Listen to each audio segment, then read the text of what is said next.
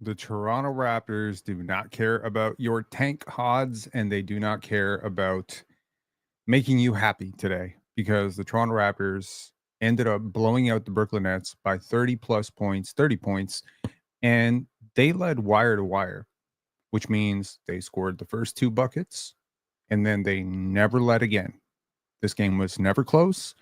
The only thing that was ever debatable was, will the Nets make a fake comeback like the 76ers did against the Wizards? If you watch the 76ers Wizards tank off, you will realize that the worst team in basketball could not beat the Philadelphia 76ers at their own game.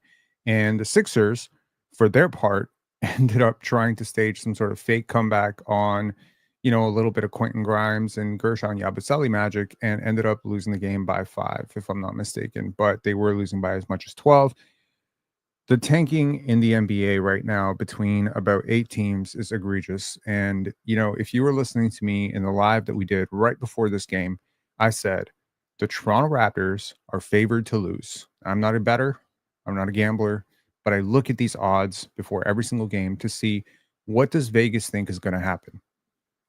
Vegas not only thought the Raptors would go into Washington and lose the last game, which they won, they also thought that the Raptors were 1.5 point road dogs against the Brooklyn Nets.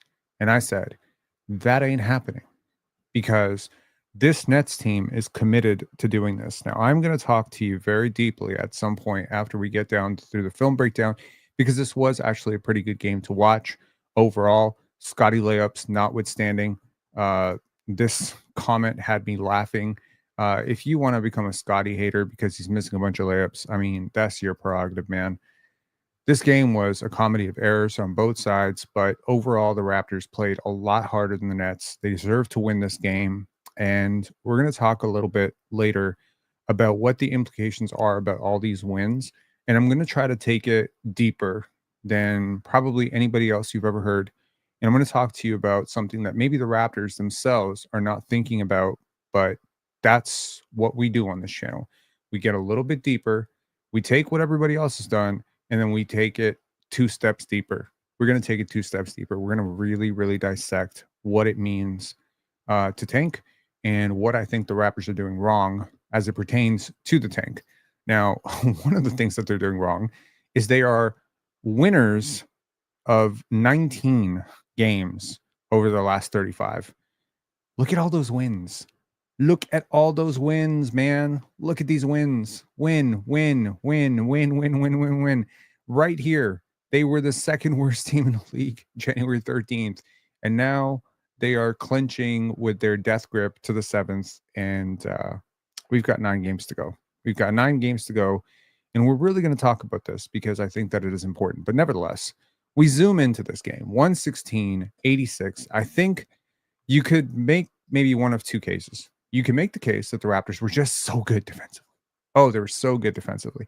They held the Brooklyn Nets to 18 points, almost 14 points, were it not for 2 late baskets by the Brooklyn Nets. In the first quarter, they beat them in every single quarter. Every single quarter, they won. They won this. They won every single quarter. They basically won every single minute. They won every single matchup. Scottie Barnes was a plus 23. Off the bench, Jonathan Mogbo was a plus 25. Jamison Battle was a plus 24. He gets a career high in rebounds. A game after, Jonathan Mogbo had a career high in rebounds. Tonight, I believe, if I'm not mistaken, Jonathan Mogbo had a career high in points. 16 points. New career high for everybody almost every single night. New record broken for everybody. Tonight's record of consequence, Jamal Shead passes Scottie Barnes in terms of all-time rookie assists. Military man, do you agree with me? Scottie's game will be much better playing alongside BI. Everybody's game will be better playing alongside BI. Literally everybody. Where I think you're going to go with this and where I'm going with this are totally different. Where you think is probably going to be Brandon Ingram's the first option. I'm going to still put Scottie as the first option, and you can tell me I'm wrong later. But that's where I'm at. Okay, there's a seismic gap between these 2 players in terms of overall trajectory and upside. But nevertheless, RJ Barrett does not have a great shooting game, 5 for 13, missed a ton of layups, but he had 15 points, six rebounds, 5 assists. Scottie Barnes went 6 for 17. A lot of really weird blown layups, 4 turnovers, 3 of which I don't completely feel were his fault, one of which was absolutely his fault. And he's a plus 23, as I mentioned before. He had 1 block. Honestly, his impact on defense cannot be understated. His impact pushing the ball up the court cannot be understated. And those 5 assists feel crazy because he had so many potential assists in this game. If you were watching this game in the 28 minutes that he played, honestly, it felt like he could have had like 13 assists easily. He found our newest Raptor, Cole Swider, who played 20 minutes. He found him open consistently. One time he just passed him the ball, just dropped it. But seriously, Cole Swider, I liked what I saw. I really did. I think he got away with a travel on that little pump fake layup and one that he got, and he missed the free throw to add insult to injury. But he looks like a good shooter. His shot form looks amazing, but he did shoot 1 for 4 tonight. Jamison Battle shot 2 for 3. Ochai Agbaji shot 2 for 5. Nice to see him rounding back into form after a couple of rough games shooting the basketball. And then, we had Jacoby Walter showing some really good stuff and then also a whole bunch of misses. He goes 1 for 5 from 3. The one that he does get is above the break on an RJ pass. He's got to get a little bit more consistent, but I love the 6 assists, man. I love the 6 assists. And then, of course, we got to talk about the man of the hour.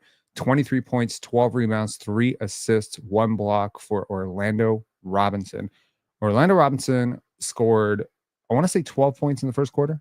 Am I wrong? 12 points in the first quarter. Everybody found him consistently to the point where there is this egregious, almost crazy basket where RJ Barrett literally just tossed it off his face and it went in. Just nuts game overall from the Nets side. Literally nothing happened. Okay, you got 22 points from Nick Claxton.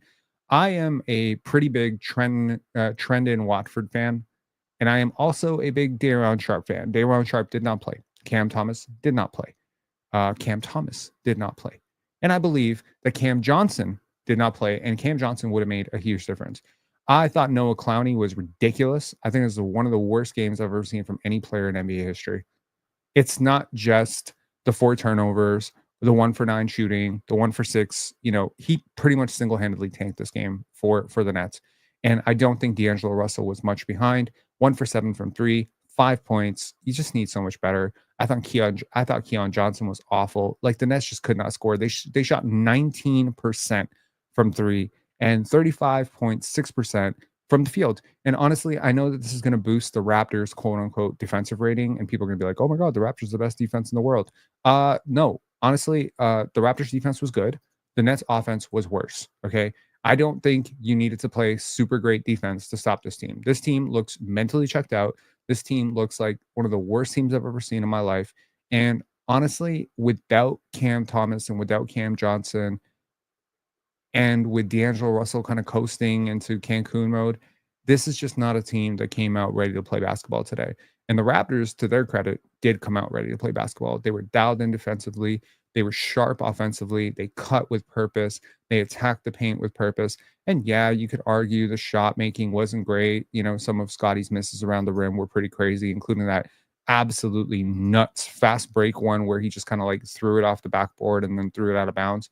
But overall, like if the Raptors had played more to their strengths, like if the Raptors had played lineups that were more conducive to winning, if the Raptors had maybe been a little bit sharper on their execution and finishes, I think the Raptors could have won this game by 60 points. 60 points. So Daryl saying the NBA version of the dog days of summer is the Trendon Watford days of spring. He and Sandro Mamukelashvili count the days till March every year. Respect to Trendon Watford, Daryl. Trendon has been pretty good all year. And I actually think that the Nets have like a pretty decent player in him, in Nick Claxton, in Day'Ron Sharpe. I still remain somewhat hopeful in Dariq Whitehead, despite, the fact that he took 9 threes and made 3 of them and, overall shot 3 for 10. Monverde product, finally healthy. I think Derek's got some potential, and I really trust this coaching staff, over in Brooklyn. I really like Jordy Fernandez. I liked him for the Raptors when the Raptors went with Darko. Obviously, I was rooting for Jordy to get a good job. He goes and coaches Team Canada. I thought he did okay there, but I think he's done a really good job with the Nets tonight, notwithstanding the last few weeks, notwithstanding. It's very obvious to me that the Nets, and it feels like the players understand what this organization is doing, and they are 100% committed to it. 100%, right? And John Hamilton with the facts. I agree. Like he's really good. And honestly, right here, this does not even measure the most impressive part of Watford, which is his defense. Overall, I think his defense is really underrated. Okay, in terms of team stats tonight, oh boy. The Raptors shoot 30% from three and end up shooting 11% better than their opponent. That's hard to do. They shot 42% and shot 7% better than their opponent. That's hard to do. They out rebounded the Nets by 20, including set +7 on the offensive glass.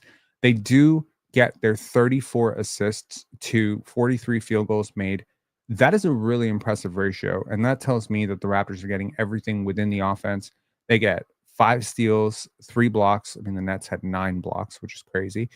They cut the turnovers down. They win that turnover differential by 7, right? They win the points in the paint battle by 12, which is, again, like pretty impressive. You're doing that without Jakob Poeltl, but you get Scottie Barnes, you get Orlando Robinson having a big game, so that I guess makes a point. And the Raptors' largest lead was 32 tonight.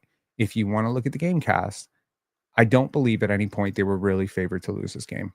They weren't. From the opening jump right till the end, they were favored to win this game.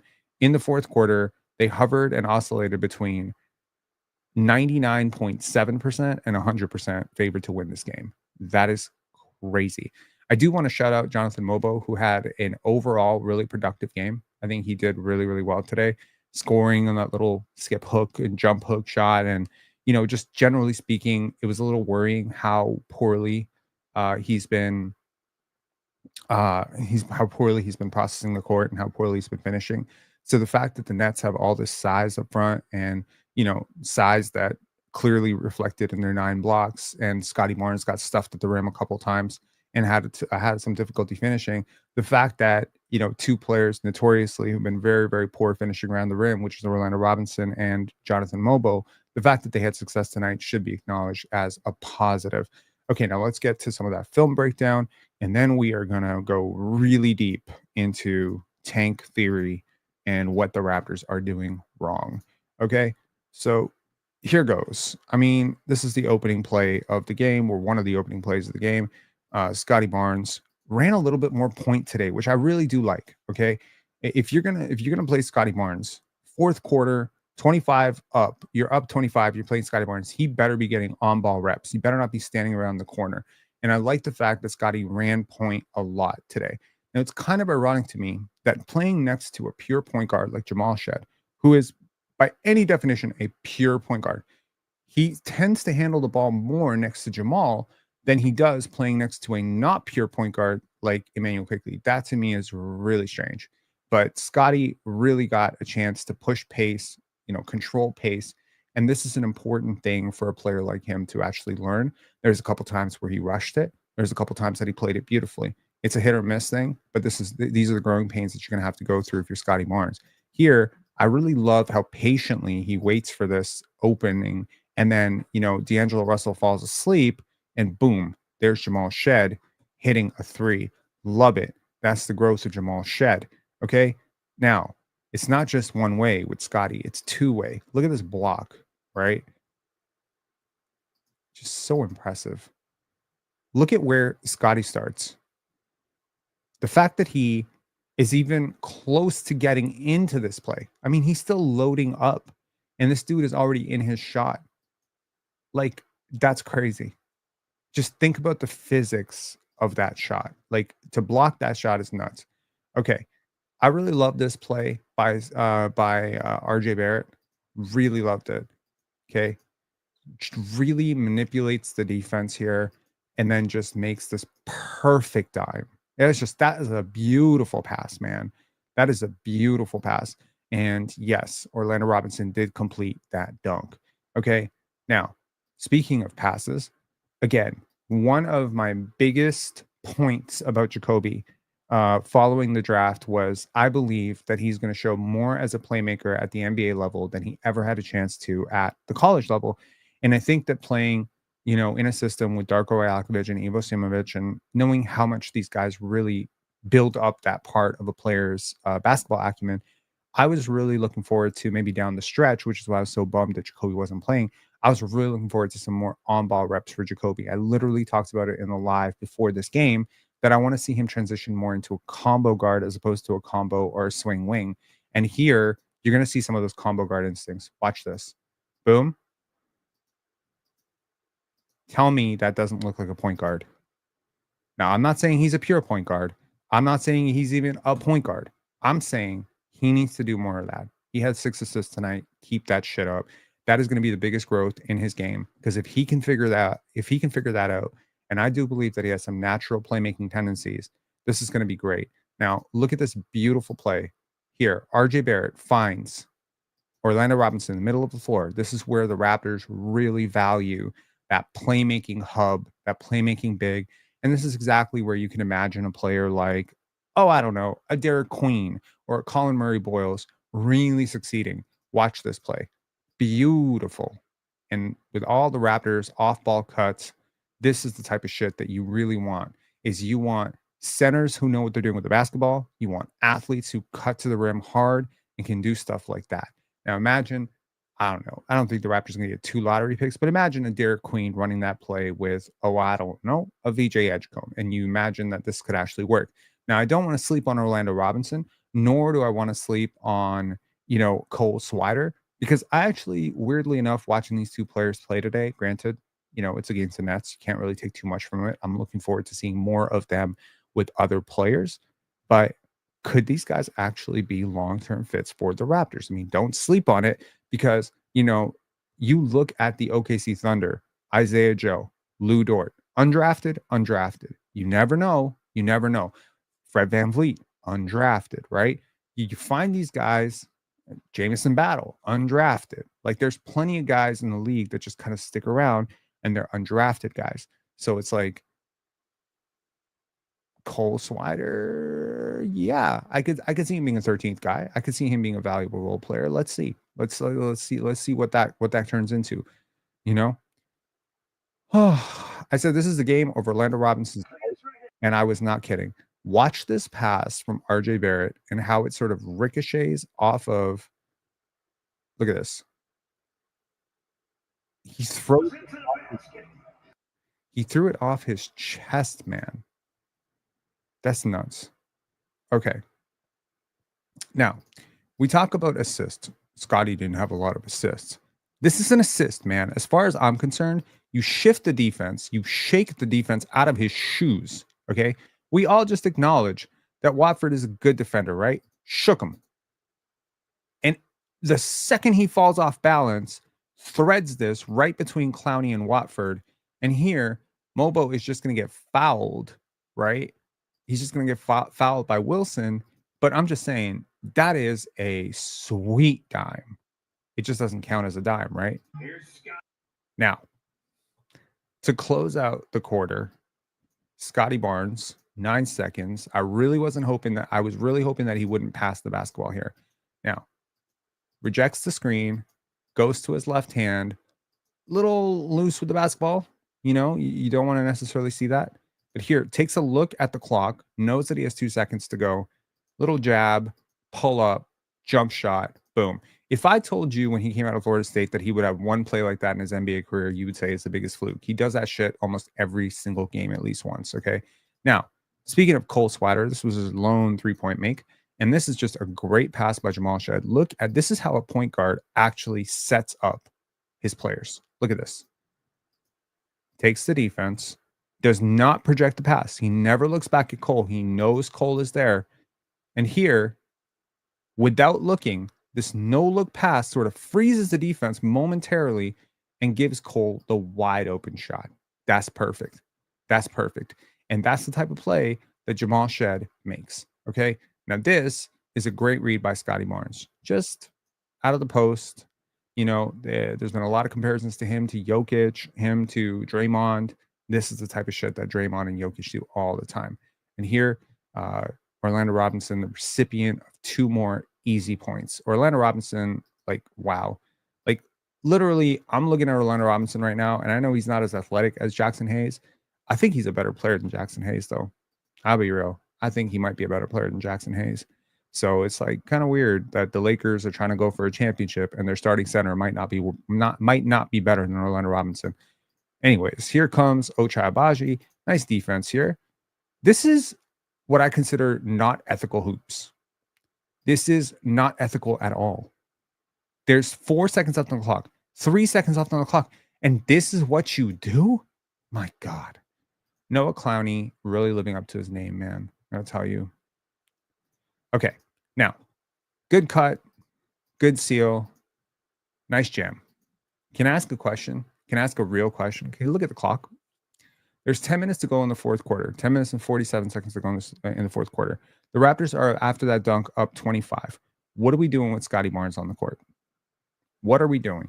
It's like we didn't even try to lose this game. Not even for a second. Now, I understand there's nothing we could have done to lose this game. I get it. But at least try. At least try. You blew them out by 30. You kept your starters in until the 6-minute mark of the fourth quarter. What are we doing here, you know? Now here, let this be a PSA to every single Raptors broadcaster and every Raptors commenter in the world, okay?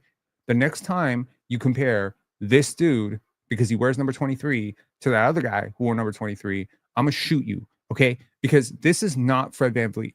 I don't care what you say. This is not Fred VanVleet 2.0, 3.0, 4.0, 6.0, 17.0. This ain't Fred VanVleet. I watched Fred VanVleet at Wichita State. This ain't Fred VanVleet. Fred VanVleet was a sniper. Okay, Fred VanVleet was not very athletic. He was not very bursty. You know who this is? This is Kyle Lowry 2.0. And it drives me fucking crazy that you dumbasses can't see what is staring at you right in the fucking face. This is clearly Kyle Lowry, okay? You can say he's not as good as Kyle Lowry. Fine. He's a good rebounder. He's a good athlete. He's a great passer. As nothing that I just said applies to Fred VanVleet ever. And he's a shaky shooter. He's a shaky shooter just like Kyle was when he came out of Villanova. Okay, everything about this guy, from the leadership to his, okay, he's a lot friendlier than young Kyle Lowry. Young Kyle Lowry was damn cagey as hell. You know, I mean, everyone knows you're joking, but damn, I'm not joking. That's legit. Take it to the bank. You just replace the numbers. 23, just replace that with a 7. Take the afro and replace it with a little crew cut that Kyle Lowry had. Yo, that's Kyle Lowry. Okay, this is 100% Kyle Lowry from the quarterbacking. Like,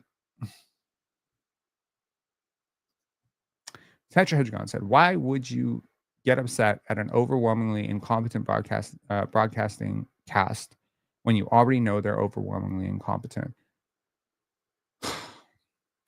Because I know the influence that they have. I know how influence works in the sports world, and we can talk about it later if somebody wants to call in. But when you start comparing a certain player to a certain player, just like, overwhelmingly, when we talk about the Raptors Republic coverage of Scottie Barnes at the draft and how much that tainted how people saw him, right? Like, when you overwhelmingly compare two players, like comparing Scottie to Draymond Green, which is wrong, and I hope we can all see that it's wrong, or comparing this guy to Fred VanVleet, you really are setting up a lot of people with this information in their mind. And I just believe that it's hard to shake, right? So yeah, like this just not right to keep comparing two players because of their number or because you liked one or recency bias. It's very obvious. Look, I would understand if Kyle Lowry didn't exist, by all means, you're comparing him to the other 6-foot guard. But there is a so much more obvious one-for-one comparison. And I don't know if they're trying to just be nice by not comparing him to the greatest Raptor of all time. But yo, I'm not even trying to be funny with it. He is very Kyle Lowry. Like, he has so many Kyle Lowry skills. There's 150 things he's done this year that are super much like, there's not another Raptor player in history that would have done that the way he did it other than Kyle. So it's just really annoying because, it's obvious, it's staring at you in the face, and then you just go down the wrong door. I just don't get it. I don't get it. Okay. Now, the Nets. Noah Clowney. What the hell is this? This is not basketball. I don't know what this is. But yo, what is this? Make it make sense. When you threw this pass, this is the situation when you threw this pass. There's three players looking at you, one player who's looking to probably cut to the basket and sprint down the court. Why would you make this pass? Why in the hell would you make this pass? And the other guy, why are you not looking up? I don't get it.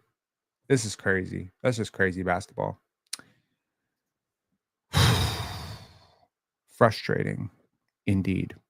Now, let's talk about what the Raptors are not thinking about, because I love to talk about what the Raptors are not thinking about, right? In 2023, that was, hey, are you guys noticing that we're sixth from the bottom and this draft is loaded and we want Victor Wembanyama? Y'all notice that trading for Jakob Poeltl is going to put you out of the race? Yes, we brought that up. I like to bring up things that people don't think about. Now, talked a lot about how the Raptors might be locked at 7th unless the San Antonio Spurs, Miami Heat go on a tremendous downward trend. Okay. But here's something that we didn't talk about, which is this exact disaster situation. I want to point to this disaster situation because it is actually quite realistic. The draft order here is Washington, Utah, Charlotte, New Orleans, Philly. Wait, hold on. No, this is not. This is I messed up. I messed up. Hang on. I will actually tell you what the sorry.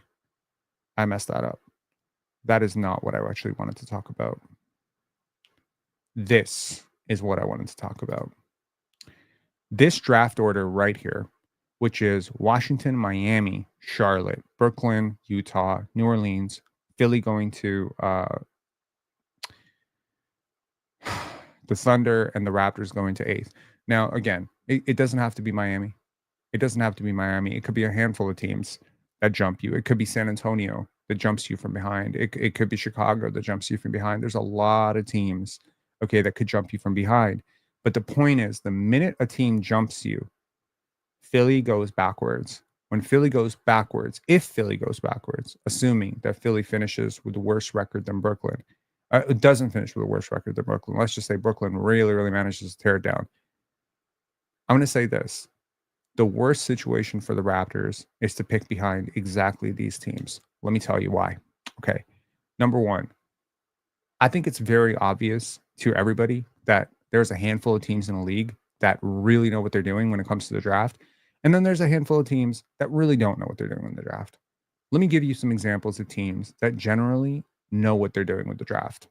Miami, okay, as evidenced by Khalil Ware and Jaime Jaquez. Washington, okay, new ownership, new leadership in the front office. I believe that Alex Sarr, Bilal Coulibaly, Keyshawn George shows me that they know what they're doing in the draft. Okay, you and I can quibble all day about Bub Carrington. That dude has potential. I think this team is like, okay, maybe a few years ago they traded for Marvin Bagley, and there's like a lot of talk about how good is Jordan Poole, etc. And you might clown this team. You might laugh them off and say, Rob, how could a 15 and 56 team know what they're doing? Well, they knew to draft Bilal Coulibaly 7th, which I think is showing what they value. Okay. And their assertion of values is very identical to the Raptors' assertion of values, which is that they prioritize length and they prioritize positional size. Miami is another good team. If it's not Miami, it could be Chicago. If it's not Chicago, it could be San Antonio. There's plenty of teams right behind you that are quite good at drafting that could jump you in this order. Charlotte is the one team that I'm convinced does not really know what they're doing. So that's great. Brooklyn does know what they're doing. Look at their draft record recently. Consider the brain trust that brings in Jordi Fernandez. They'll get a little bit more intelligence, but Sean Marks is a really good GM. He really understands what he's doing. Danny Ainge, hit or miss, right? Some people are really out on Cody Williams. Some people are really out on a certain, number of picks, but, finding Walker Kessler late, overall, Trader Danny tends to do well in the draft. He's definitely not below average. He's not above average. He's not below average. He's average to above average, somewhere in the middle. You don't say he's a top 5 draft evaluator, fine. But I would say he's at least top 12. Kyle Filipowski was a pretty good find. I could argue Walker Kessler was a good find. Some people are still very high on Keontae George. I'm not one of them, but it's not like they passed up on some generational prospect to get him, and there's still some upside there. I do think Taylor Hendricks was a good pick, and he was really turning it around. So I do think Danny Ainge really knows what he's doing. The team the two teams that I really, really, really don't want to be picking behind, and these are the two teams that we're picking behind: New Orleans and the Thunder. David Griffin and Sam Presti, in my opinion, are the two draft evaluators that I honestly think are on par, if not better, than Masai Ujiri. Now, every year, one of these guys really hits, one of these guys doesn't. Maybe, you could argue, did the Raptors really hit on Gradey Dick? I mean, jury's still out. Did they really hit on Jacoby Walter? I don't know. I mean, sure, yes, but did they really? Are we completely sure? It's like it's not a home run, right? And you could make the case that the OKC Thunder have swung and missed a couple of times as well. Ousmane Dieng is one of them, but Chet Holmgren hit, and there was concerns that they might go with Jabari Smith at that pick. They go with Chet Holmgren. They don't outthink themselves. Jalen Williams is considered a reach. They knocked it out of the park. Cason Wallace, I remain very high on Nikola Topic. I mean, it's not an accident that not only are the Thunder the best team in the league, not only are the team with the best draft capital in the league going forward, not only are they one of the cheapest teams in the league, they're also literally the youngest team in the league. And they might be the greatest defense of all time.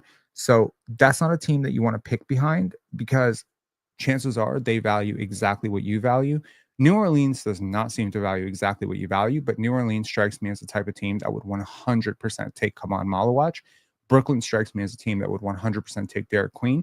And I'm going to tell you right now, as much as I remain very, very high on, okay, there's like 8 to 9 really good prospects in this draft, and I'm not too uncomfortable picking at 8th, I am a little uncomfortable picking at 8th after all of these incredible teams have had a chance, because you don't want to be the 8th dog at the bowl when the first 7 dogs, 6 of them were like the best dogs in the freaking league. You don't want that. And that's what I'm saying. The Raptors, bless their hearts, in almost every situation other than the situation in which you move up, which is not guaranteed at 7 at all, in almost every situation, you are picking behind really good teams, and a lot of them. If you stay at 7, you're picking behind at least, okay, fine. Now you're picking behind Philly instead of OKC. Maybe that's a slight upgrade in terms of, maybe you think that Sam Presti is considerably better than Daryl Morey. Need to remind you that Daryl Morey found Tyrese Maxey. Need to remind you that Daryl Morey found Jared McCain. Those are 2 very, very deep drafts. We haven't seen Jared McCain. We haven't seen Daryl Morey draft at the top of the draft in a long time. So we don't know what he's going to cook, but he's not incompetent. I'll tell you that. You can clown, the Paul George thing all you want, but he's not a bad general manager. There's not a bad front office. They've been deeply unlucky with injuries. They've been deeply unlucky with Paul George, but they are generally speaking not an idiotic franchise. And quite frankly, I just don't think there are a lot of idiotic franchises, which means that you really want to be up there. Like, you really want to be drafting top 4, even if the player you pick at 4 is the player that most people think is supposed to go 7. I mean, at least you get your guy, right? The last thing you want is to be sitting there. Cooper goes off the board. Dylan goes off the board. Ace goes off the board. VJ goes off the board. Derek goes off the board. Kaman goes off the board. And now you're fucking stuck, because those 5 guys were the ones you wanted. And now you're like, okay, well, Trey Johnson's good, and Kasparis is good, and Jaeger Demon's good, but none of them are the people that we actually wanted. And it's like, you really, in an ideal world, you need somebody to take Marvin Bagley. You need somebody to bite the bullet. You need somebody to take that player that nobody, like, everybody's kind of like, you need a Charlotte to take a Tijan Salon. Like, you need that, because, okay, like, every draft board is different, right? Ideally for the Raptors, right? You're going to do a big board. You're going to draft out 1, 2, 3, 4, 5, 6, 7, 8, 9, 10, right? All the way down to 65, 70, maybe 80. Okay.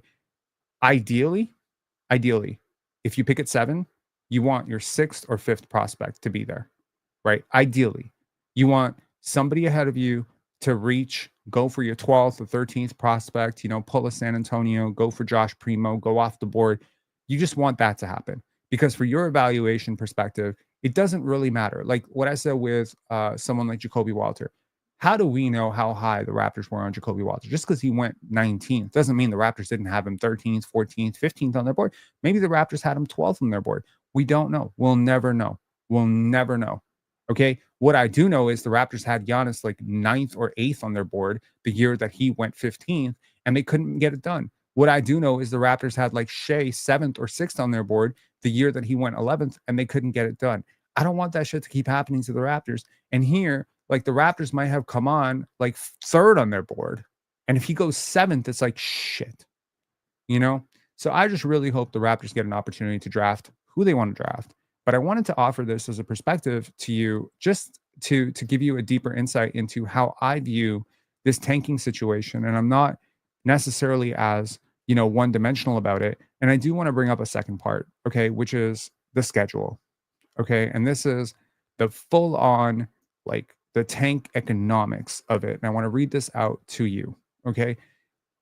Toronto controls its own destiny, as evidenced by the fact that we just smoked the freaking Brooklyn Nets. Toronto has the easiest remaining schedule, but you'll be happy to know that Miami has the second easiest schedule. So the 6-game gap between these two teams should remain through the final 10 games, which is to say that if Miami, a team that is relatively healthy, playing with 2 ex All-Stars and, trying to get seeding in the play-in, if they're a team that wins all the games they're supposed to win for the rest of the year, they'll probably be 8-2. The Raptors should be roughly 7-3, 8-2, which means the gap roughly maintains between them. Now, big bonus, Miami and Chicago both on the tiebreaker in the event that we finish with an identical record as either team. I don't think that's going to happen. I think Miami has decided that they're going to start winning again after that egregious losing streak, which, pretty much plummeted them from like, I think 5th in the East all the way down to 10th. But nevertheless, I think that's important. The second part, the real sneaky threat to catch Toronto at 7 is a team that nobody's really talking about, and that's the San Antonio Spurs, who currently have the second hardest remaining schedule. Now, the Spurs, starting tomorrow, face Cleveland, Boston, Golden State, Orlando, Denver, Cleveland, Portland, Clippers, Golden State, Phoenix. Think about that schedule, okay? That could be a 9-game losing streak for the Spurs, given all their opponents are either playoff teams that are trying to tune up or play-in teams that are jockeying for seeding. So Toronto has a 6.5 game lead on San Antonio before tonight. So that game has now shrunken down to 6 after tonight's win. But in the event that both teams enter game 82 with identical records, Toronto literally finishes their season on the road at San Antonio on April 13th. How's that for cinema? Okay.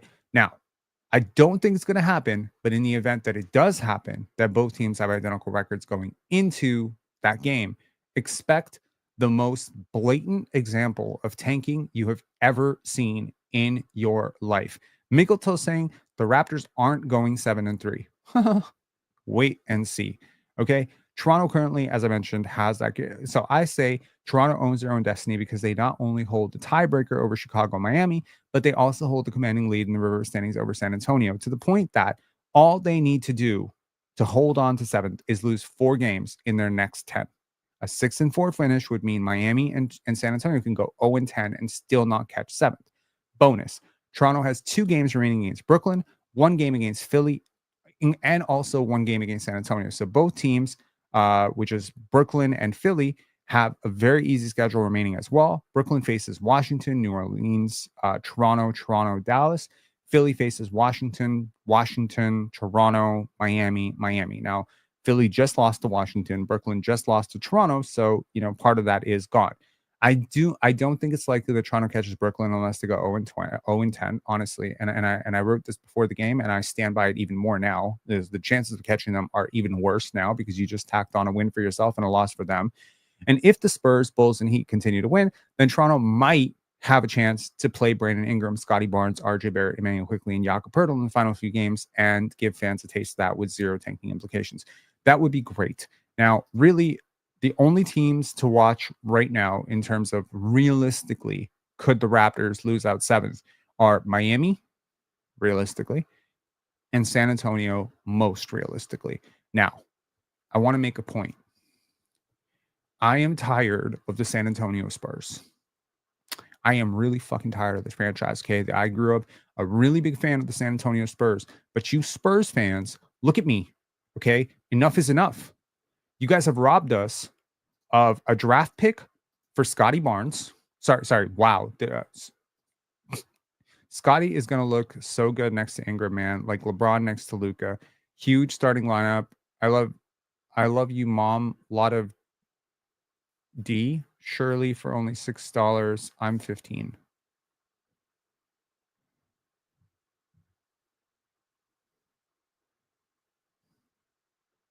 Huh?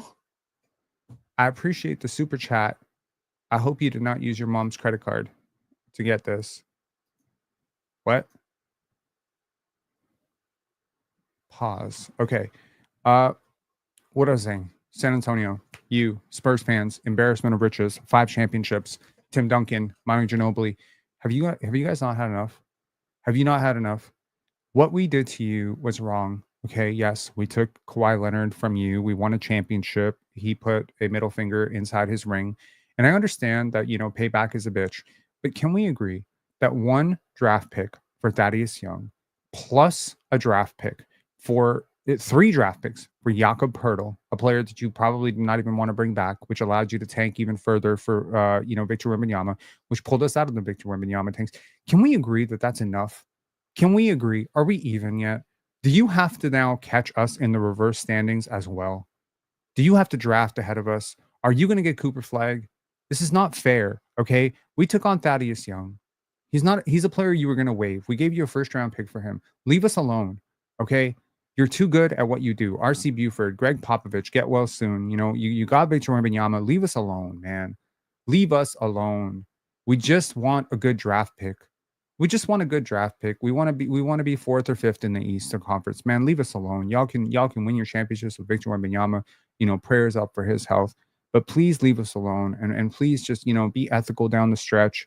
I realize y'all smacked us by 30 points at home, but then you're probably going to make us, beat you by 12 or 15 points on the road in the final game of the season as Raptor fans, cry into their Kleenex boxes if we lose out on the seventh spot because we're playing, I don't know, Scottie Barnes 40 minutes that night for some inexplicable reason. Look, I can't wait for the season to be over for a lot of reasons. But I will say this. May 12th is going to be one of the most nerve-wracking days in Raptors history.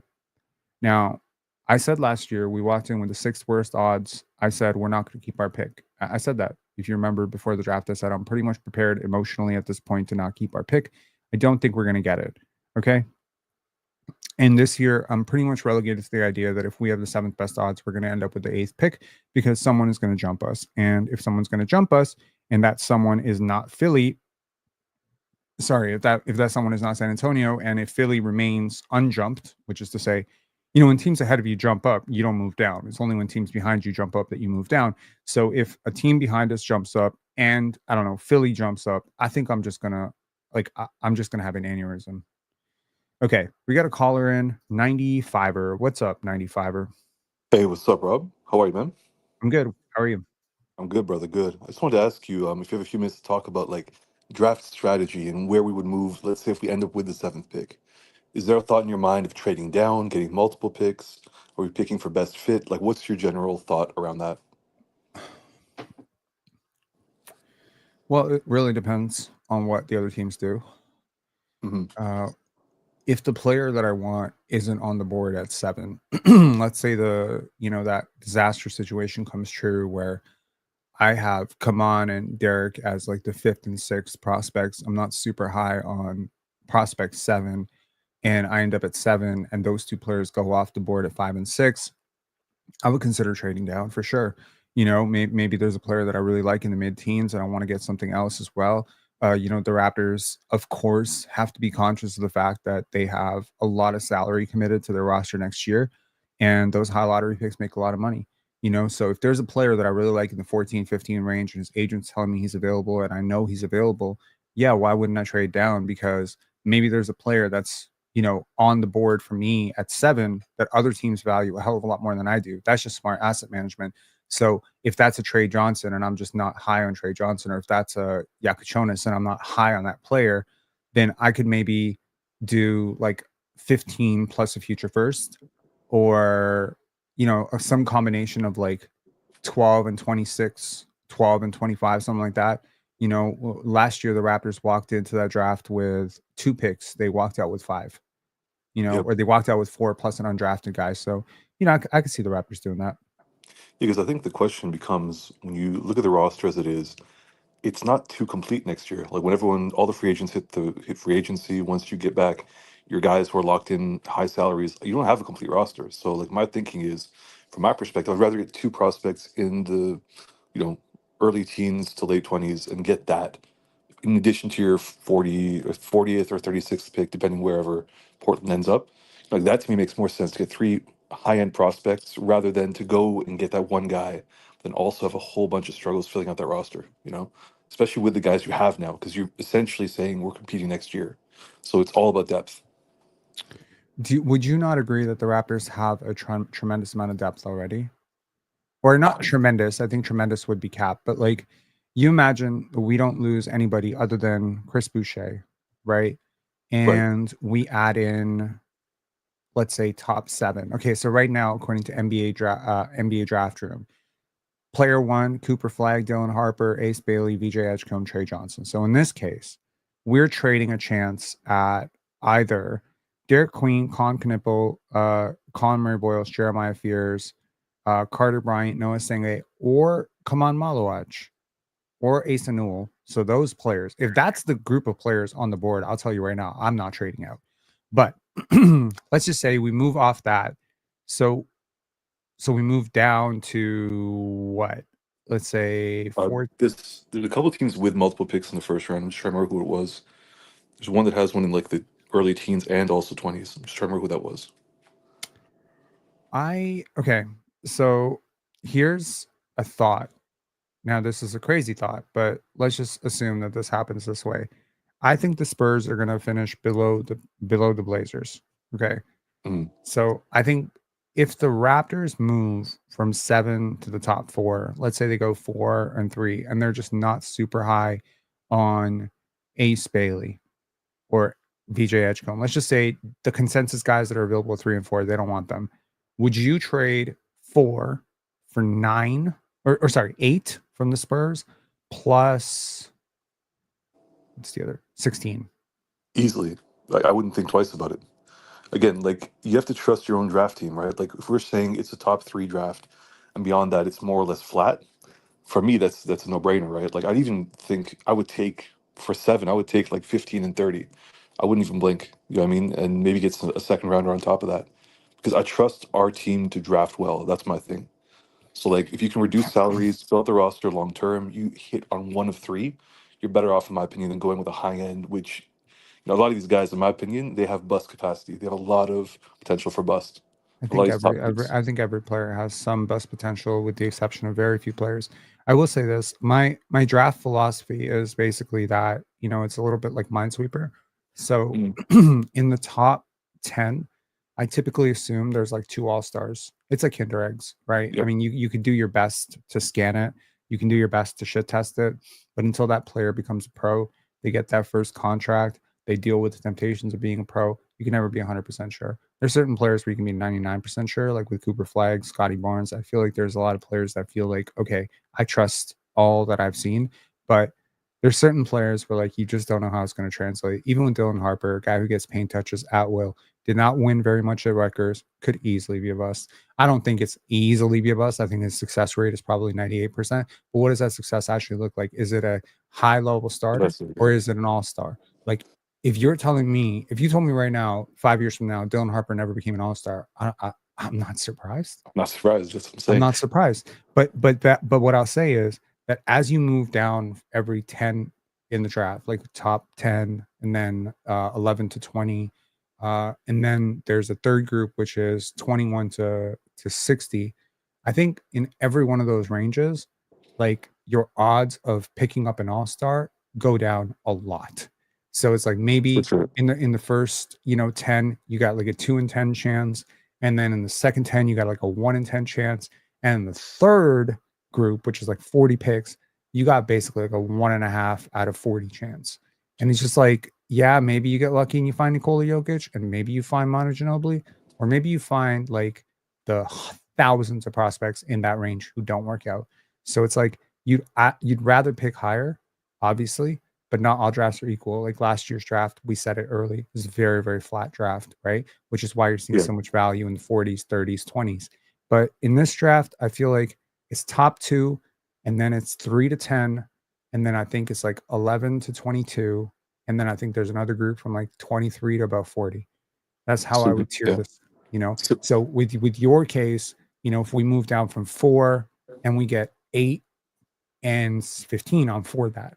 But if we move down yeah. from 2 and we get 8 and 15, I might not be for that. No, I agree. So then I guess the question becomes, with regards to scouting, like for me, I look at it when you get down to that bottom end of the first round, a lot of these players just didn't have everything fall into place perfectly, because that's what it really takes to get to that level of being a top five, top six pick. So a lot of these guys you find, like an OG, whoever it was who found to that 20s range, had, let's say, a lot of issues, whether it was injuries, whether it was playing time, whether it was how they were featured on their team. It's pretty interesting from my perspective when you have a good scouting team, if they can pick out those guys who have greater value than they would show based on their record, based on their points per game, or if you have good scouting internationally. Like if you look at a guy like Yamadar, point guard, great player, but like he's not been scouted in the same way that these NCAA players have been scouted, right? So like, how do you then pick all that out? I think you have to try and project what your assertion of values are. So one player that really comes to mind is like a comparable between these two players, Kasparas Yakuchonis versus uh, Nolan Traore, right? Gotcha. Yeah, Two, yeah, two, two, EuroLeague guards, one of whom played for Illinois, one of whom continued to play overseas. One of them going up against grown men, having a ton of struggles. But I could project a world in which maybe I could say Nolan Traore would do just as well, if not better, playing Division One basketball as Kasparas. So who do I dock and who do I gain? Do I overrate? Do I overrate the guy who's doing poorly, or do I underrate the guy who's doing well? And exactly. you could say the same thing about someone like Yegor Demon, right? Had he continued to play overseas, Yep. would he be considered a second round pick? Sure. Now he plays for BYU. We're talking about him like a lottery pick. So where are the overseas guys that maybe, you know what I mean? Like it's like Jameson Battle, 5-year player, senior, kind of funny looking. I, I'm not trying to be rude when I say that, but he's a little bit funny looking. Yeah, I There's a got you. lot of there's a couple players that are just a little bit funny looking, like they have the crazy eyes, or they have like like Devin Carter with his whack ass hair, like his like half Yeah. bald, you know. It's like there's just a lot of reasons why somebody might overlook a prospect, and this has been proven in psychology textbooks that there's a million reasons why people overlook people. They're cross-eyed, they have bad skin, they have True. bad teeth, they stand a little bit funny, they run a little bit funny, but it's like, can you hoop? Can you hoop? I'm pretty sure most people looked at Nikola Jokic, in the pre-draft cycle and assumed that he would be a third string center for life. It's the same thing with Franz Wagner. I was literally talking about this in the last live, Mhm. how most people compared him to Joe Ingles. Why? Why do people not see a star when they see Franz Wagner, but they see a star when they see Cade Cunningham? When I think Franz has been a much better player than Cade Cunningham, it's just like, it's just comes down to, what are you comparing him to? What does he talk like? What does he look like? And I feel like you have to get past all that and just, it's like the same reason that I think Kaman is probably underrated in the draft cycle. I feel like a lot of people subconsciously have a bias towards African prospects. They don't trust them. So, Mhm. maybe someone looks at him, he comes in the gym, and there's some, GM out there that's looking at him and he looks a little old. Let's be honest. Kaman doesn't look 18. Can we be real about that? Kaman doesn't look 18. I know he is 18. 100% he is 18. But someone might look at him and be like, I think he's 22. I Right. need some documentation on that. South Sudan, not the greatest country in terms of political transparency with that stuff. So maybe someone's just going to pass on him for that because they'd rather trust the American born prospect. Boom, the Raptors get lucky. I feel like for an organization to thrive, you need to have fewer biases, not more. So if you have Yeah. less discrimination against body type, you're going to do better. Did the Raptors have a bias against Desmond Bain when they picked Malachi Flynn because of the short arms? I wonder. I really Mm, do wonder because every analytic in the world favored Desmond Bain. Like a lot of analytics favored Desmond Bain as a player, but it was that short arm archetype, and I'm like, does a team that has wingspan pretty much like as their one go to in the draft, picking Scottie Barnes, pick they just consistently pick these like super long players, are they going to pick the guy with the negative wingspan on the T-Rex arms? I don't yeah, know. you know what it is though. A large part of it is marketing, right? It's the way you present your team, the way it presents to the media, your ability to provide a coherent narrative. I mean, like, as a storyteller, you know exactly what we're talking about. So for them, when you pick a player, like for the Raptors to pick an African player, generally makes sense within our narrative. It's what's projected every time. There's a chance for us to pick. Every mock draft will tell you that Kaman's our guy because, again, they'll read into it from a side, from our history of drafting. That's what we'll do. And I guess the question becomes then, like, how important is narrative? How important is, the person you pick in terms of marketability, in terms of how you grow your roster? Because right now, Mm, you have four guys on our roster who are marketable. You have IQ, RJ, Scotty, and Brandon Ingram. These guys are marketable as hell. So adding one more guy gives you what? Like, you have to find a guy who fits that kind of mold to a degree, right? To give that kind of consistency of that image. A hard worker, a tough player, athletic, intelligent. Like, all that feeds into how you draft, doesn't it? mhm. Well, here's a smoke screen or a potential, and I do think that it's important to shit test the narratives because last year, if you recall, there was an African prospect that I was very high on that Mm-hmm. we passed up on for an American-born player, and that was Eve Nisi over Jacoby Walter. And if you remember my reaction on draft night, I was dumbfounded. I couldn't believe it. I thought Eve Yep. Nisi was our guy. I was like, man, this guy fits. He checks so many boxes. But what I didn't realize was the boxes changed the minute Darko got here. Ever since Darko has gotten here, I have been wrong about every draft pick. Do you know prior to Darko being here, I was right about every single Raptor draft pick? I could call their frigging pick down to a number. I thought like they're gonna go Scottie Barnes over him. I thought they would be high on Christian Koloko. And it's like ever since Darko got here, Gradey was surprising to me Yep, for over sure. Jordan Hawkins, over Kobe Buffkin. I was very surprised over Cam Whitmore. I was like, damn, like this is totally against their type. This is weird. Whoa, Mm, Jacoby was shocking to me. Over agreed. Eden Nisi, over a super long player who was more productive and on the same team, that was shocking to me. So now I'm thinking, what would surprise me? What would really surprise me? What like I'm just trying to think here. Like I love come on. I love come on. I vouch for this guy like to hell or high water. I will tell you 100% I am positive he's going to be successful in the NBA. But maybe it's not what the Raptors want. Maybe the Raptors value someone else. And I'm thinking about it and I'm like, who would that player be that fits more what Darko believes, as opposed to forget about Masai. Right. Forget about Masai for a second. Let's just assume that Masai is just like Darko. What do you need? Because I'm going to trust you. And I'm thinking, Derek Queen. Derek Queen fits Mhm. more of what the Raptors do under Darko than Kaman ever will. That's His true. playmaking, his feel, his basketball IQ, his natural balance, his passing, his shooting potential, everything screams this is like Darko's wet dream as a center. Okay. Another player that could potentially fit the mold, Kasparis Yakuchonis, Definitely. Yegor Demon. These are Mm. high feel, high IQ basketball players. They process the court really well. Dylan Harper, that's another one. Uh, who else? I just don't think they're going to be high on Ace Bailey or Trey No, Johnson for that matter. But I don't Trey see. is a fantastic movement shooter. I just feel like it's compounding what you already have. But like, I mean, they could view him as an elevated version of Gradey and then move up for Gradey.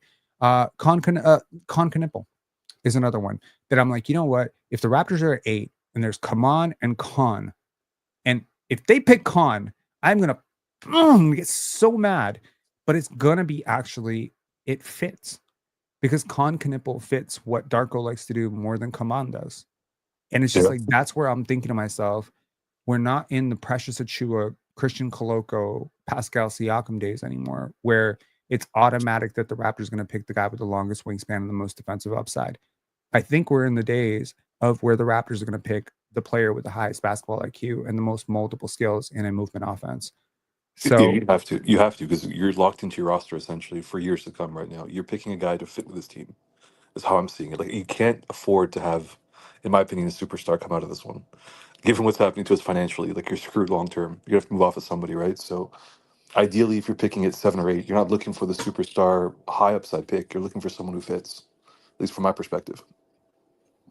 I think you want both. I mean, I know like sometimes you can want both and get neither, but I Yeah, think you exactly. want a player who has like, let's say the 90, like there's certain players that I consider feast or famine, right? It's Mhm. like if they don't hit their 96 percentile outcome, their 95th, 94th, 93rd, 92nd percentile outcomes are all bust, right? Players like Yes. Cade Cunningham are a really great example, in my opinion, of a player that could only make it work one or two ways. It's either going to be as a primary ball handler or a secondary ball handler. It's never Right. going to be as a 3-and-D stopper. It's never going to be as an off-ball wing. It's never going to be as an on-ball stopper. It's never going to be as a big. It's only going to be as a wing or a guard. And that's kind of what we're seeing. It's like, and if that hits, then nobody complains. But it's when that doesn't hit, i.e., Kobe Buffkin, when people do complain. So it's Yeah. good to have a little bit of something to fall back on, which is the case with OG Anunoby. A player that was often compared to OG Anunoby, or OG Anunoby was often compared to, was Kawhi Leonard, right? That was the Right. comparison coming out of Indiana before he got injured. You know, everyone's like, oh, this is Kawhi Leonard. That didn't happen. Okay, let's just be honest. Like, I watch OG all the time. He scored a bunch of buckets yesterday. He's not Kawhi Leonard. He's never going to be Kawhi Leonard. He doesn't bounce like Kawhi Leonard. He doesn't create like Kawhi Leonard. Defensively, he's not quite as good as Kawhi Leonard at his peak, but I think that the 96th percentile outcome for OG still turned him into a max player. It's the scalability of it, right? Yeah, exactly. And, Exactly. you know, it's funny because Pascal was compared to Luke Mabute, which is hilarious because he ended up being like 10 times the player. No disrespect to Luke. But, you know, you consider what is the 95th percentile outcome for a Con Knipple? Still a very good player. What is Yeah. the 99th percentile outcome? It could be an all star. That's where I think you need to bet on something. It's the same thing with Gradey. It's the same thing with Jacoby, where the odds of them becoming all stars are very slim, Yeah. but the pathway exists for them to do it. If I had told you in his second year that Pascal was going to be an all-star, multi-time All-NBA, you'd think I was crazy. If we had said that DeMar was going to be an all-star in his second season, we'd say we're crazy. But the shot-making potential exists in DeMar the same way it exists in Jacoby, right? There's really nothing. It's just at this point, it's just reps over time, reps over time. So I don't know. I just think that there are certain players that it's very feast or famine. And, you know, a player like Jeremiah Fears scares me for that reason. Because if it Yeah. works out, wow, great. You know, I got my, you know, paint attack you know, guy who can make passes and shoot the basketball. But he shot 29 or 30% from three this year. So if that jump shot doesn't come along, he's a bust. If, you know, the off-ball awareness doesn't come along, he's a bust. If the defense doesn't translate because he's undersized, that's a bust. It's just so many outcomes. And I feel like that docks you. Whereas a player like Kaman is like the 93rd percentile is still a rotation player. Yes. You know what I Correct. mean? Like the Correct. worst case scenario for Kaman Malowach is still like a 10-year pro, unless he gets injured. So yeah. Yeah, I mean, it's all about adjusting to the game. That's the thing you can't really predict, unfortunately. Is how to adjust to the NBA game, especially within a system like ours, where there's so much required of a player who, especially as a center, you're playing pivot on basically a ton of plays if you're playing the Yaka role, if you're using the Mhm. same playbook, right? So for me, it's a question, I guess, of developmental ability, like how well they can adapt to the game, adapt to the system, because you're going to be asked to do a lot, especially with Ingram, with Scottie, with RJ. A lot of these guys don't create their own shots, at least in the way they could potentially. So it's like you How have a much guy who's college able basketball have you watched this year? a lot, to be honest with you. Okay, a lot. How much Jaeger Devin have you watched? Not enough, to be honest with you. Not enough. Not enough. No. Okay. Have you watched a bit of him? A little bit, yeah. I like him. Yeah, I have mixed thoughts. Okay, so how they blitz him when he has the basketball. Yeah. Like that to me seems translatable. Like that ability to get out of that. You know what I mean? Like he's Yeah. been yeah. He's been pretty So solid. what I think is that how he has been guarded after his super hot start, you know, first 4 or 5 games where he was going nuts, how he's been guarded since that mark to now is probably like a top 5 player in the country. Like that's how they guard him. Yep, for sure. So when I consider that, I must then ask myself, then what does it mean relative to players who aren't guarded like that? or players who play on more stacked rosters, or players who play weaker conferences, or players who play with better spacing, or Hmm. players who have less of an on-ball role, or maybe a better pick and pop big, or someone to work with. With Yegor, and sometimes I see him and I'm just like, man, it's like if he's not doing it, no one's doing it. Yeah, And that's the tough thing, as like as draft evaluators, you really, really do have to try and flatten the situations. You have to say, okay, I know this guy, like consider Jonathan Mogbo. What he did in school last year was he basically was number one in his conference in box plus minus. He was number one in his conference, I believe, in rebound rate. That's not translatable. If he played in the Big Ten, he wouldn't be no, that dominant. So now you have to then ask yourself, okay, fluid ball handler, twitchy athlete, really good jumper, shaky jump shot. Can we translate this? Because he's going to go up against so much size. He didn't play against a lot of size. It's not the biggest conference. That's the reason why they are the lesser conference. And so it's like now we're seeing it. Did the Raptors know that Jonathan Mogbo would struggle in his first year against length, going up against bigger players? I'm sure they did, but that's absolutely. also why he was 31st. Had he done what he did in the Big Ten, he would have been a lottery pick. So that's kind of the scaling of everything, right? When people talk about, someone like Danny Wolf, I feel like you need to get into the nitty gritty and the weeds of scouting and say, okay, well, let's say Danny Wolf, right? The narrative, you know who I'm talking about, Danny Wolf? I don't know much about Michigan. him. I don't know much about him. Michigan, big man, 7 feet tall, kind of moves around the court like a wing or a big guard. Anyways, like you consider his handle, right? And some people run away with it. They might see a few highlights of him, handling the ball on the break. But then how many times have I seen him guard the basketball with his body, right? When I'm Mhm. watching him dribble the basketball, and it's like, okay, is that translatable? No, absolutely not. Context, it might be translatable if I could play him with a Derek Lively, like a serious rim running big, because he's going to play. He's not a five, so he's going to be a four at the NBA level. Do I have a Mhm. system? There's so many players where I'm like, if that player goes to that, it's going to fail. Like that player in that situation is going to fail. Yeah, If exactly. somebody asks Derek Queen to be their solo big, it's going to fail. If someone asks Colin Murray Boyles to play in a, oh, we have lost our caller. Big shout outs to 95er for calling in. I apologize for talking so much, but I'll complete my thought regardless for the people listening. If you draft a Colin Murray Boyles and you put him in a situation where, you're space deprived, you're not only exacerbating his biggest weakness, right, which is his shooting, you're also taking away his biggest strength, which is passing and playmaking and connectivity. If you force Colin Murray Boyles to play small ball four next to a Jakob Pertl, you are going to completely destroy his development. There's certain players like that. It's the same thing with, a player like Ace Bailey. If you ask Ace Bailey to be, a player who learns the game slowly, coming off the bench, don't tax him too much, etc., you're probably going to get a pretty good player. If you put him on the Washington Wizards and say go take 25 shots a game and go be super inefficient, and he's probably going to fail. So there's just certain players that just need a certain context to succeed. I do believe that the Raptors have a really good team context for just about every prospect in this draft to come into. It's a very welcoming and very, I don't mean to sound stupid, but like a safe environment. ZOL123 calling in. What's up, man? Yo, what's going on, man? What's good?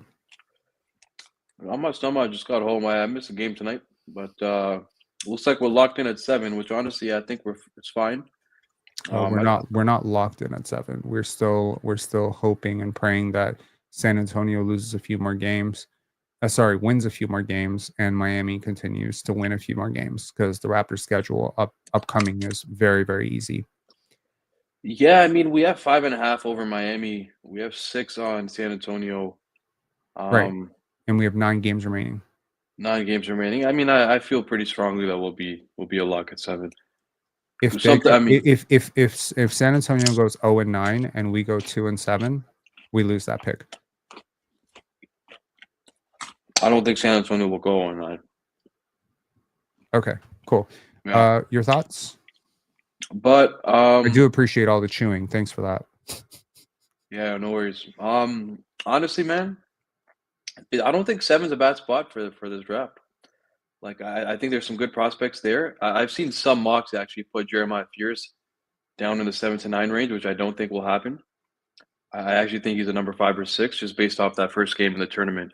But I mean, between Jeremiah, between Queen, between Malawatch, you got some good pieces there with some potential. Like, dare I even say, like some of them I think have star potential. Like with Kaman, I could see him making an all-star team. I could definitely see Jeremiah Fears being an all-star guard in the NBA. I feel good about the 7th pick, even if we do stay. Obviously, it'd be nice to go to the top 4, but 7's fine with me. Cool. Yeah, I mean, I don't know. All-star projections are always hard. I was just talking about system fit. I think Jeremiah Fears will struggle without the basketball, so it'd be very interesting to see how he develops those skills, unless the team is literally going to hand him the basketball like the Washington Wizards or something like that and just say, okay, go cook, like they're doing with Bob Carrington, in which case, you just get exposed at the NBA level. You just got to build that up slowly. But, what have you seen from Jeremiah Fears that lets you know that he's going to be able to progress into that on-ball role with his off-ball stuff? Because I don't see a lot of encouraging stuff off-ball. I mean, I think you could play him with the ball in his hands. I think a good So coach would be with able to adjust. Scottie, with BI, with IQ, with RJ, you're going to put the ball in Jeremiah Fears' hands. So think of it this way: RJ Barrett needs the ball in his hands. Mm-hmm. You trade RJ Barrett. You Okay. give Jeremiah those touches. That's a solution right there. That's the way I see it. Does it concern you that he shot like 29% from 3? No, because if you look at his free throw percentage, you shot over 80%. His form is good. He's 18 years old. Like, he's gonna be a good shooter in the NBA. There's no doubt in my mind. Plus, this is why I'm so high on Jeremiah Fears. It's because he has that it factor. Like, there's just certain players, you watch them, you just know they have that dog in them, and they're gonna be stars in the NBA. It's very few players have that sort of like it factor, but he just has it, man. You see it. You see the way he plays the game. You see the way he fights. There's no way he's gonna fail at the pro level. There's no way. Yeah, I will never say that there's a prospect in this draft other than Cooper where I'm like, he can't fail. Like, I can even see a pathway for Dylan Harper failing. But I like Jeremiah Fears a lot. I do. I like Derek Queen. I like, come on. I could see them all failing at the NBA level. Just like I like Con Knipple. I'm starting to like Con Knipple a bit. I could see him failing. I could see Kasparis Yakuchonis failing. I can see, Ace Newell failing. I can see Noah Sengre failing. Honestly, apart from Cooper, there's really no player that I look at in the top 12 and I'm like, that's a can't miss. That's can't miss. That's 100% lock. Like, that's how I felt about Scottie, Evan Mobley. And that's not how I feel about a lot of players in this draft. Scottie and Evan Mobley, I was like, that's a lock, lock, lock. Cade, I could see some holes, but I understood why he was going number 1. Jalen Suggs, Jalen Green, Jonathan Kuminga, I was like, holes, holes, holes. All these prospects have so many holes. So it's like, it's fine when it works out. Everyone says, oh, great, like it's amazing. But, when players don't work out, like, everyone's kind of just standing there. Like, who saw Marvin Bagley not working out? Who saw Stanley Johnson not working out? Everyone said those guys were locks, right? Everyone thought Josh Jackson was a lock. Everyone thought Josh Jackson was a lock. Can't fail. Too athletic, too whatever. It's only, in hindsight that we realize that shit. Like, people were really wrong about it, right? So I don't know. I mean, I'll be curious to revisit this live in a couple of years and see if you're right about, but again, just because a prospect works out doesn't mean you were right about them being 100% lock. It just means that they worked out. And I could see a world in which Jeremiah Fears works out and is an all-star guard within 4 years. I see a lot of Jared McCain in him. I see a little bit of, maybe even a little bit of Darius Garland in him a little bit sometimes, a little bit of Trae Young. I see he's fun. He's fun to watch. Yeah. Anyways, man, thanks a lot for calling in. Appreciate you. Yeah. Love you, man. Yeah. Okay. What is going on in the chat, bro? Donkey call how? I don't get it. Okay, Josh Dimitri saying, I feel Ace is a can't miss. At worst, I see him being a good third scoring option on a proper team in the long run. Well, he wasn't on a very good team. His team wasn't very good, in large part because of him, but also in large part because of the depth. I got to tell you, there's a lot of holes in his game. How he processes the court is not great. Once he gets stronger, we'll see. What's a failure? I think we need to define that. If you think he's considerably ahead of someone like an Anthony Randolph or, someone like Jonathan Bender coming into the draft, like as a prospect, he's not that far, right? Cinco, what's up? Hello, Robert. How are you? I'm good. How are you? I'm good. I'm good. Not too good actually. Little bit disappointed. In an NBA season where Kate Cunningham, Evan Mobley will be all NBA. They will qualify for the Supermax. I'm a little bit disappointed. I wanted our guy to also be all NBA to get the Supermax.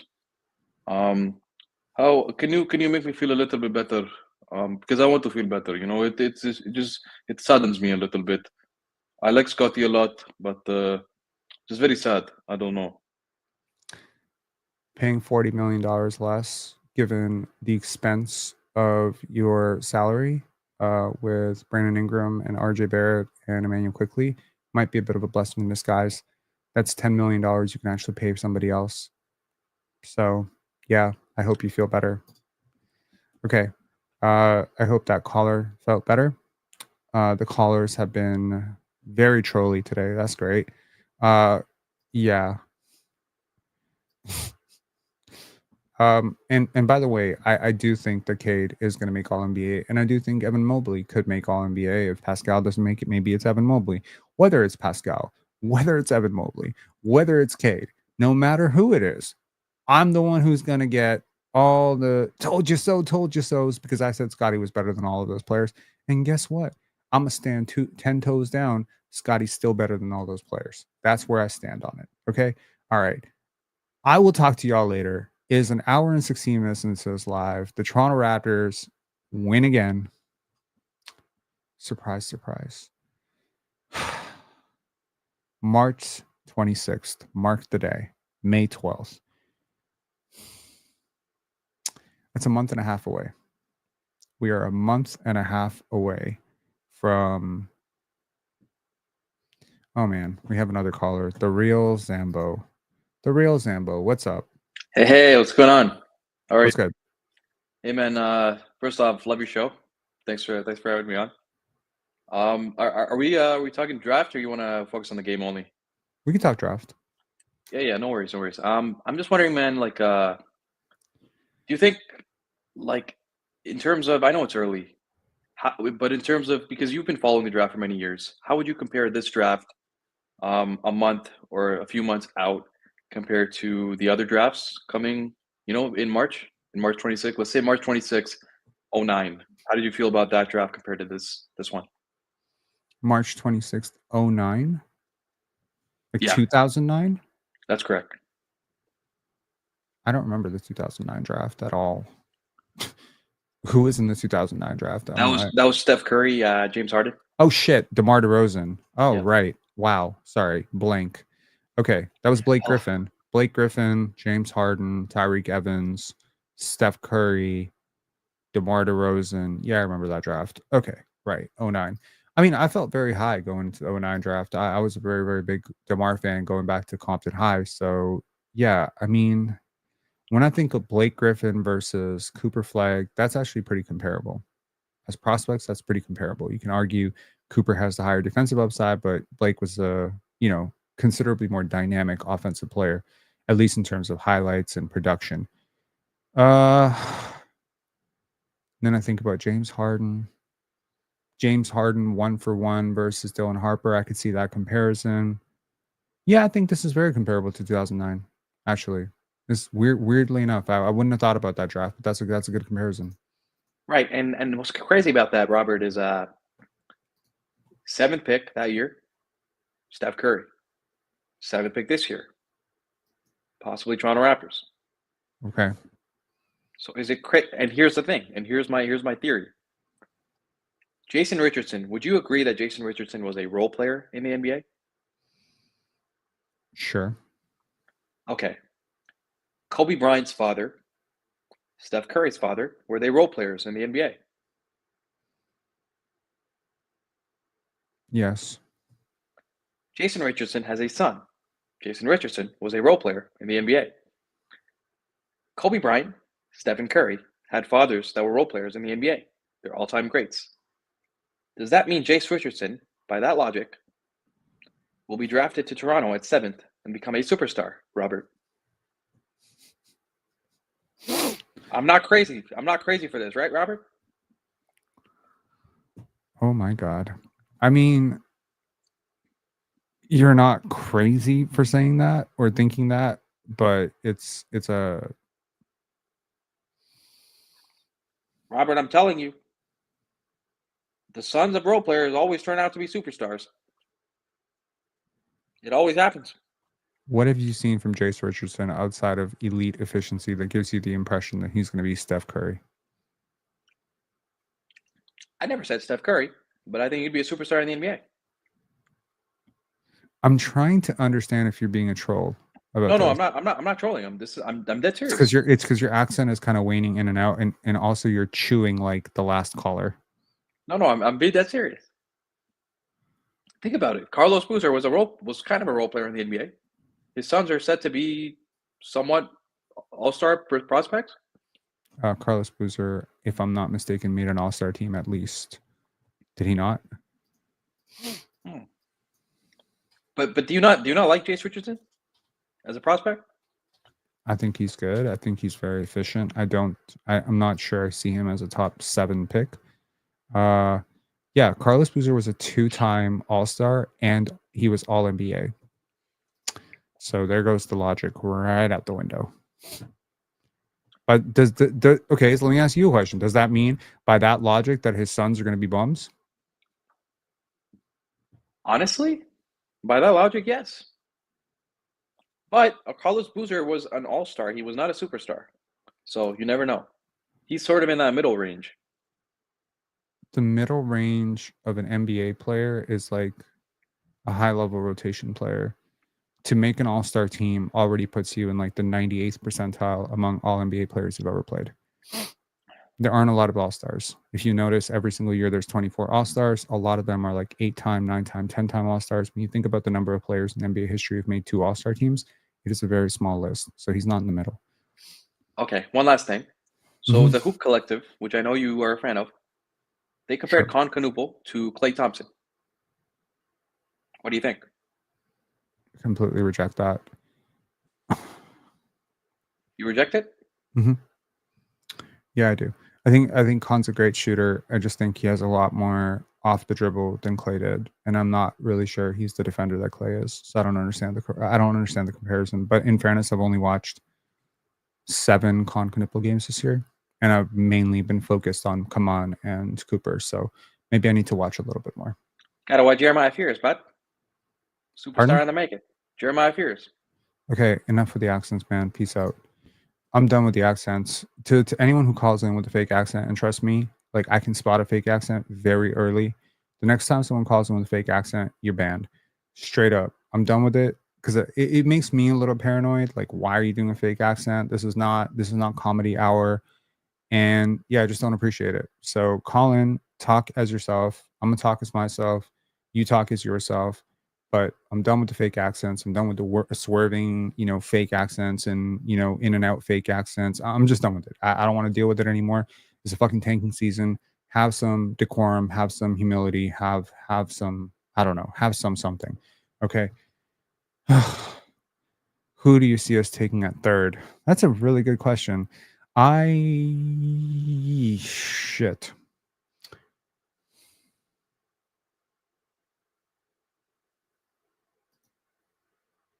That is fair. A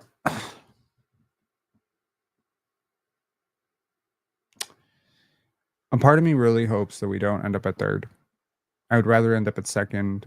I could see us ending up at 4th, but I think 3rd, you end up having to make a very, very tough decision between 4 or 5 prospects, and maybe that's where you want to be.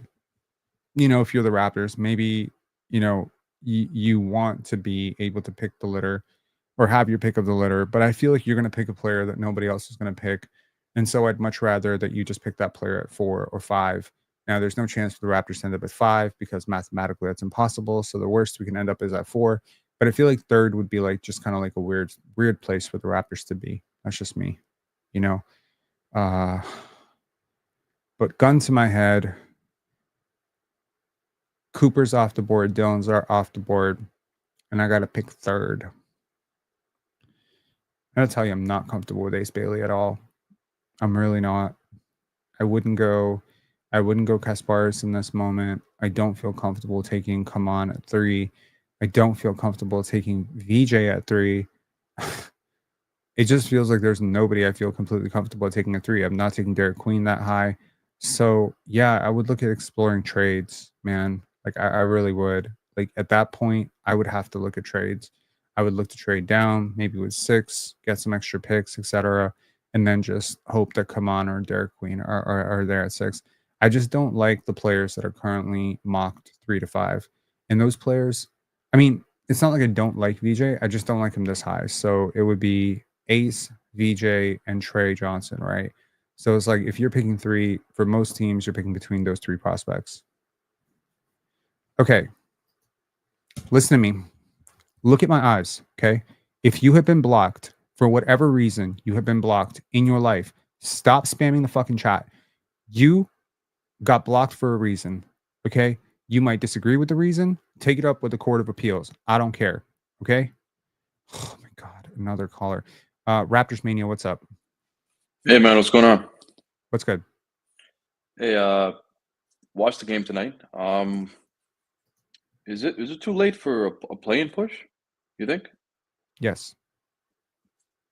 Okay. What do you think of the Phoenix Suns right now?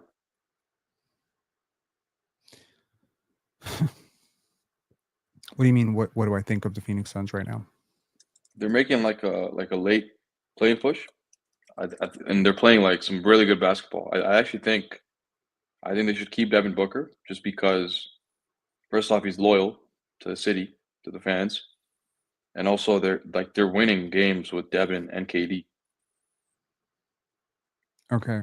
You can't trade Bradley Beal, so what are you gonna do? So keep Devin Booker. And trade You need, KD? yeah, of course. You're going to trade KD because he's going to want out. You keep Devin Booker, who's 28 years old, loves the city, loves the fans, loves the franchise. Do you realize they're getting blown out right now by 22? Right, but listen, I mean, look, how many seasons did the all-time greats have with one franchise? And they were losing games. They had losing seasons. Kobe had it. Dirk had it. Stayed with one franchise. We need to see more of that in the modern era. Don't you think? I would trade Devin Booker, and I would try to maximize the value of what I have with Bradley Beal and Kevin Durant. And I would hope that I could slowly move towards a rebuild. And then if I have a positive season with those players, because I've already traded away all my picks, then I would look to trade Kevin Durant the next summer. I Look don't at I don't see how you get out of this mess without trading Devin Booker, and I don't see how you get maximum value for KD. Now, there's some talk about maybe KD to Boston, maybe KD to Houston, maybe KD to a lot of places, but I'm not really sure. Yeah. okay, it's 2028, right? Mhm. Emmanuel Quickley's out the point guard. You have we'll get to shooting guard. You have Ingram, small forward, Barnes, power forward, Uri Shamshe is your starting center, or Kaman Malawach, depending on who we draft this year. Do you make the trade for Devin Booker as your starting 2 guard and In go all in? 2028? Yes. No, he's too old. He'd be 31 by then, no? Yeah, too old. At 31, as an undersized guard, I would assume him to be a defensive liability on the downswing of his career, probably exiting his prime at that moment, and I'd be paying probably $55 to $60 million a year for a player who has 4 more years on the downturn. It's the I same see. reason I didn't want to sign Pascal Siakam, and even more so, he's smaller than Siakam. He's a better shooter than Siakam, but he's no like I don't know. There's very few players that I would sign up for years 31 to 34 in the league for those players. And typically those players are great shooters, great defenders, and great athletes. And yeah, I don't know. Anyways, any final thoughts? No, just I'm in love with you, man.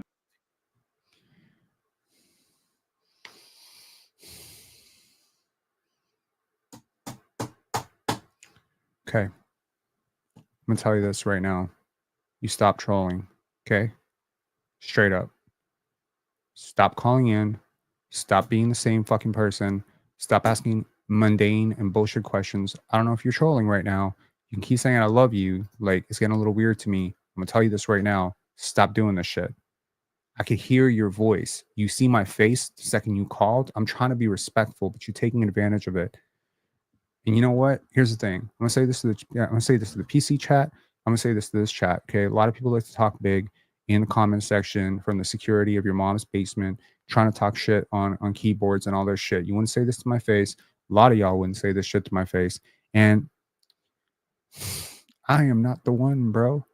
I am not the one. I am not someone who has ever ducked from a fight in real life. I am not someone who will, like, I remember some fucking thing that happened in this is weird as hell. Disney World, 2006, New Year's. I'm 18 years old, just turned 19. I remember we were in line. We didn't have our wallets. Me and my cousin, we didn't have our wallets. We're standing there in line to buy some shit. We wanted to go to Disney World because we've been to Disney World when we were 5 years old. We wanted to, celebrate New Year's that way. And my mom comes in, she butts into line, and there's this biker couple behind us, super big dude, like really big dude. Like he must have had like 4 or 5 inches on me and at least 100 pounds on me. And he's like really big dude, all tattooed and shit. Thinks he's the toughest shit on earth. He's got this chick next to him who's presumably his wife or his significant other. And my mom is like 5'1". She is like really small person and she's very nice. And she comes in to pay for our stuff because neither one of us had our wallets. And that woman said, I guess this bitch thinks that she can I guess this bitch thinks that it's just her line. I guess this bitch thinks she can just cut in front of anybody. And I turned around and I said, call my mom a bitch one more time. I fucking dare you. Next thing you know, me and this dude are on top of a whole bunch of fucking plush toys, knocking each other's lights out. I'm telling you, man, I'm not ducking from this shit. I'm not even trying to go into this right now. I'm gonna get real sick and tired of you. Okay? Fucking trolls. Banned. Don't do this shit, man. Yes. Okay, it is the same dude calling in over and over. And it's just like, you're not fooling anybody. You can keep saying, love you, man. Love you, Rob. You can keep saying all this shit. But to me, you're just the same dude who's up in the PC chat with weird pictures of me and shit, talking all this nonsense like you know me. There's some dude who came into what was it? What was it? The playback chat. There was some dude who came into the playback chat being like, oh, Rob, you made it. Been knowing you since high school. We used to play against your team, blah, blah, blah. And it's like, you're bullshitting, bro. You're bullshitting. You don't know me. You don't know me. And it's just, it's nonsense, man. It really is nonsense. And anyways, tanking season, we don't need this extra bullshit. Okay? It is some stalker shit. It is some stalker shit. And it's like dudes be pulling up fucking. There's this dude. I don't know his name, and I'm not even gonna give him credit, but there's this dude on X who literally clips up pictures of me and pictures of my ex and pictures of like friends that I know, and he's making like graphics of this shit, and he's just like, meet Robert Mishevich. Meet Robert Mishevich. He's this for Scottie Barnes. And it's just like, bro, this is so creepy. What are we doing here?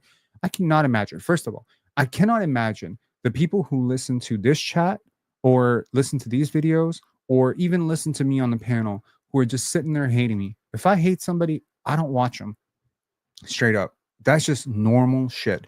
Secondly, if I don't like you as a content creator, regardless of what opinions or I may agree with or disagree with on a basketball perspective, there's no way in hell I'm wasting time making Photoshop copies of you with your ex. That's just weird energy to me. And it's just like, you mole people, you tunnel rotters, you motherfuckers, you don't have, like, I wish one day, I pray to God that God sets us up one day. Please put me in a room with my 10 biggest haters and lock the fucking door. Okay? Because y'all are weird as hell. You don't have this energy in real life for anybody, but get behind a keyboard and you're like, you fucking trolls, weirdos.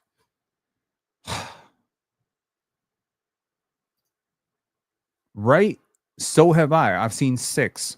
It's just weird, man. Tanking is taking its toll on me slowly, but I appreciate all the love, the real love from this community. And let's just get to some of these super chats. Military Man with the 2 times. I meant Scottie will be good, godly next to Ingram. We'll let Scottie be more free. I think we should trade OKLD, trade RJ for Cam Johnson, or OG, want him back. I would love to trade for OG. In fact, on my 2K rebuild, I actually traded for OG. That was a huge part of how the Raptors did well. I'll let you know, actually. Hold on, let me see if I have my phone. I'm going to show you what happened on NBA 2K because I decided to take a picture of it because I thought it was kind of funny. I'm going to show you what happened on NBA 2K, and that's going to be my final thing. Let me just get to Noble Venoms here. Possible to view this as a 2-player draft, falling from 5 to 7. Your chances at top 2 only drop 4%. Rest of the draft might be flat to them. I agree with this. You know, I feel if the Raptors view this the way I view this draft, that's probably why they became comfortable with winning as much as they're winning right now.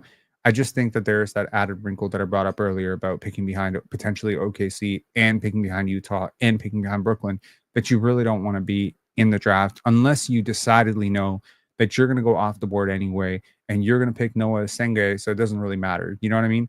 Like sometimes you just know, like for instance, the Raptors probably had Pascal Siakam 22nd or 23rd on their board in 2016, and I'll almost guarantee you no other team had him top 30. So it's like if that's, if this is a Bruno Caboclo draft for you where you're just going to go Noah Senge or you're going to go Colin Murray Boyles at 7 or 8, no matter where you end up, if you're going to go that way, if you're going to surprise everybody and take Nolan Traore at 8th, if you're going to go off the board, then it doesn't matter to me what you do. You can go 8th, 9th, 6th, 7th. You can pick behind whoever you want. But if you are considering Kaman Maluach and Derek Queen, then picking behind Brooklyn should scare the living shit out of you because they're taking one of those players. Okay, hang on one second. I want to show you what happened in NBA 2K25 yesterday.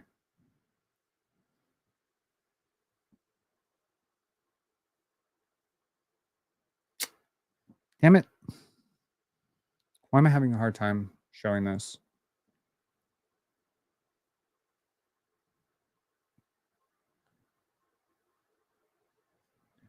Yes, that is Scottie Barnes, MVP, first year running, 24 points, 8 rebounds, 8 assists, 36.9% three-point shooting next year. Let's go, Scottie Barnes. Let's go. Let's do it. All right, let that be the prophecy.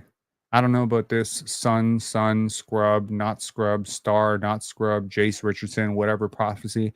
Also, I will say, I do think Jason Richardson was a considerably better player than Joe Jellybean Bryant. No offense.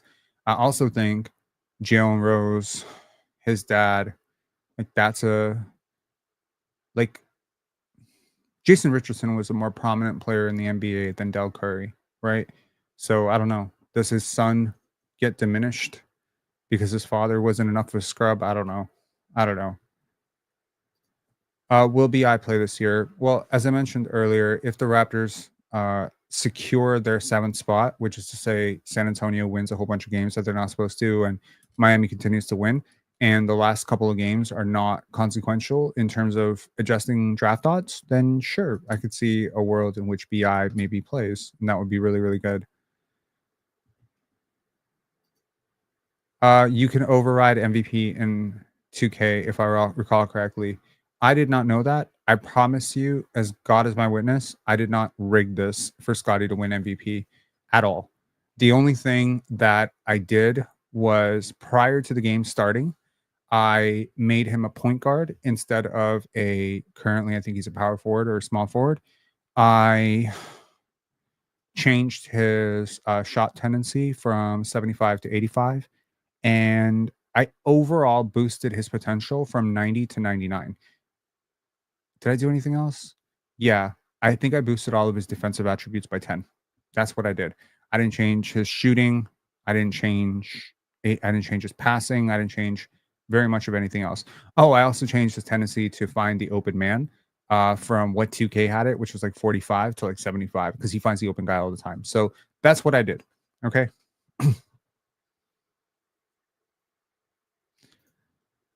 J Pow is saying, Rob, when will you be on PC next? I will be on PC the following days. Hang on. I will let you know right now. One sec.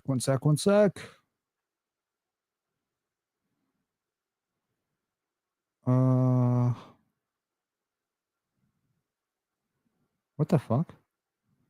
Oh shit. Screenshots. My bad. Okay, so I will be on playback. I assume that's like at least one part of the question is when will you be on playback? I will be on playback on. Okay, I'm going to be on playback March 28th. Main stage. That's crazy. Main stage, March 28th. So that's on Friday. Knicks at Bucks. So we're gonna be watching Knicks versus the Bucks. It's going to be the main gang. Okay. And then I will be on playback on Sunday, Pistons at Wolves. I will also be on the panel tomorrow at 11 a.m. So you can definitely catch me on the panel.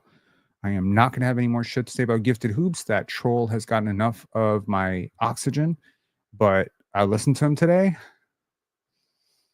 That's one of those dudes, man. When is the next debate? Oh, yes. And I will be on the PCL arguing against Nerd Sesh, one half of Nerd Sesh, which is Logan, Monday at 8 o'clock. So Monday at 8 o'clock, I will be, the final matchup of the round of 16. And I'm going to tell you this right now. I'm not guaranteeing a win because I respect the shit out of Logan and I would never say that. But I got this. I feel very confident. I love my topics. I know my topics inside and out. Literally, I haven't done one iota of research and I could win that debate. I believe I could win that debate right now with zero research. So I don't want to tempt fate, but I believe that I have picked the right, yeah.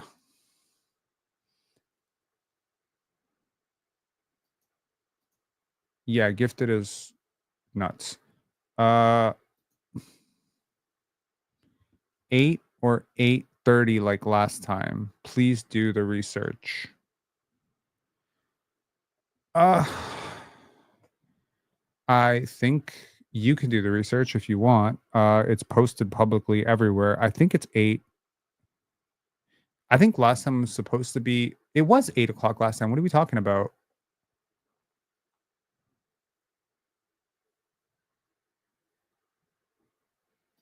Did I say 8:30 last time or did I say 8 o'clock? It was 8 o'clock. I was due on at 8. The fact that the other debate went longer is not my fucking fault. Okay. I was due on at 8. I was on at 7:52. Okay. Did you talk about Gifted today on here? I just did. And I mean, do the research for your topics. I agree with you. Yes. Who's Mark?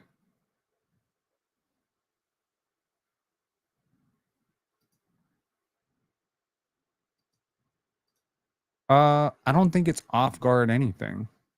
Oh, Mars. All he does is agree with Mars. Yeah, I don't really know. I don't really watch that. All I know is me, Mars, and literally every single person thought that dude lost his first debate. I don't know how the hell he got through. Shout outs to my man Renegade. I don't even know Renegade like that, but all I know is he won that debate. And I don't get it. But you know what? I'm obviously blatantly biased. Okay. I don't care if Mike actually beat Chill. If that happened, I have no idea. All I know is Chill's my dude, so Chill got through. So I'm blatantly biased, and I'll admit it. Jordan's my guy. I don't know Carson at all. So Jordan gets through. Jordan gets through. That's what it is. Okay, that's the truth. Okay, Jordan knows hoops. Jordan's my guy, so Jordan gets through. I don't know, I don't know who the hell Mars went through. Mars went up against, but I know Mars. Okay, so Mars gets through. That's just how it goes. I'm not Judas. I'm not gonna pick against my guys. I'm gonna pick the guys that I know. Okay, and that's like maybe that's wrong. Maybe I should be more objective. Maybe I should be like, oh no, I went back like Mr. Gifted Hoops was all like, oh no, I went back and I watched every debate 3 times. It's like, you dumbass. No, you didn't, liar. But okay. Were you surprised Jordan got through? No, no. What am I telling you, man? Like, that's what I'm trying to tell you. It's like I was rooting for the guy the whole way through. I thought he was gonna come prepared. I trust I trust somebody who has, you know what I mean? Like, people show you who they are, believe them. I always say that. Like, Jordan is a smart guy. Like, he's a really smart guy. And you would know that if you actually listen to him talk about basketball off the panel. Because I feel like on the panel, everybody becomes a fucking character. If you listen to me on here and you listen to me on there, I feel like it's a little bit different. It's a little bit different, right?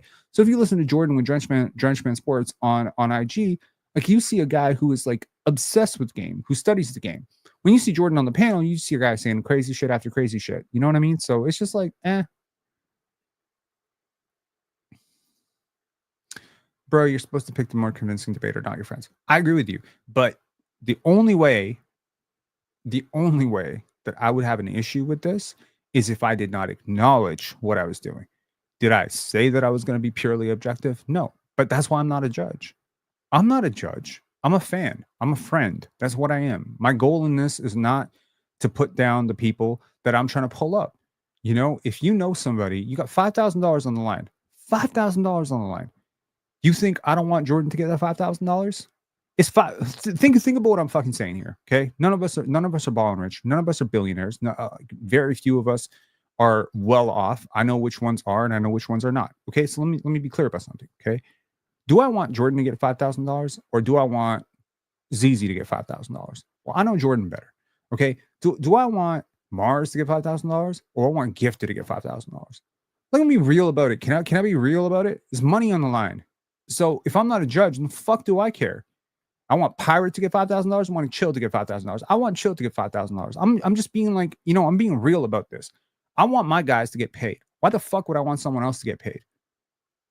Like, y'all weren't raised right if you think that way. So what? I'm supposed to be like Gifted? I'll be like, no, I was purely objective. I watched every debate 3 times, and this random person that I've never even heard of, they beat this guy who's been my friend for 5 years. It's like, bro, what the fuck? You are not raised right if you think that way. And if you think loyalty is a bad thing, ask yourself, like, what do you think Scottie would do? I'm not saying Scottie's like Jesus or anything, but just ask yourself, like, what would Scottie do? You think if Scottie had a vote in a dunk contest and it's Jonathan Mogbo versus some dude he's never met, and Jonathan did like a 10% worse dunk, he's rooting for the other guy? No, you dummies. You got to vote for your people. Because if you're not supporting your people, then who the hell is? Right? So look, I'm not a judge. If I was a judge, I promise you I would be impartial. 100%. If I'm the person who's being tasked to be impartial, I'll be impartial. On the panel, I'm being asked Jordan versus Carson. I'm not being impartial because I'm not tasked to be impartial. If someone held a gun to my head and said, okay, listen to this debate and tell me who made the better points, that day you'll get my right answer. Until then, you will get Jordan support from me all the way through this panel. Okay? The PCL is slated as such that if Swiper and I get through our next rounds, it'll be me against Swiper. And then it will be Jordan getting through Gifted and Mars getting through whatever NPC he's going up against. I don't remember who Mars is going up against. Smart going up against ZZ? Who got ZZ? I think Ox got ZZ. I think Ox is getting wiped in the next round. No offense. See, there you go. I picked against my guy. My bad, Ox. I should pick Ox. So I'm going to root for Ox, but I kind of secretly suspect that ZZ is going to get through because all the shit that Ox talked about ZZ. But okay. Put it this way. There's a world in which it's going to be Jordan versus Mars and me versus Swiper. In which case, I'm going to root for me and I'm going to root for Jordan.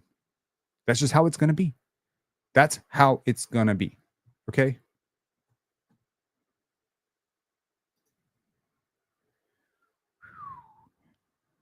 Nah, Fluid said he's not a judge. You don't know ticket then. We shall see. Ticket needs to come back on the panel. Him and Jordan would be pure cinema. That would be interesting. I'm not a ticket hater. Ticket TV has shown me nothing but love the entire way through. That dude has never said anything bad about me to my face. He has only ever shown me respect. Every single time I pulled up to his chat, he has been like the most gracious shit to me. He made me a moderator in his own chat. So from that perspective, I'm like, post games, honestly, man, you really want it? You really want to listen to what the Raptors said post game? We could do maybe one. Every single time I pull up these post games, I'm reminded that I am at least potentially opening myself up to a copyright, not strike, but at least a copyright violation. And I just don't want to deal with it sometimes, especially when the game is so uninteresting. But there's a Jonathan Mogbo post game, and I do want to hear what Jonathan Mogbo said. So good call by you, because we know I love Jonathan Mogbo, right? Okay, so let's do this. Hang on, pull this off.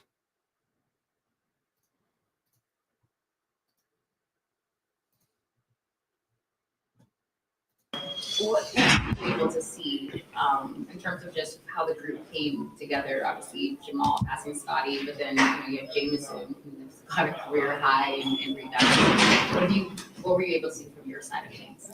Just encouragement. Like Maul said, with BI, Temp, Quig, Yak, everybody, just encouraging us, the young guys. So, that's, as young guys, young rookies, that's what we look up to. So, just going out there every night, having, confidence and with the coaching staff. So I feel like that plays a long way with it. I know you call you guys, what is it, the Triple J's? Yeah, something like that. Yeah. Is there a commitment that the Triple J's make to each other each and every night to make sure that you're showing up for each other during games? Just be with each other. If someone makes a mistake, just encourage, because at the end of the day, we're all we got.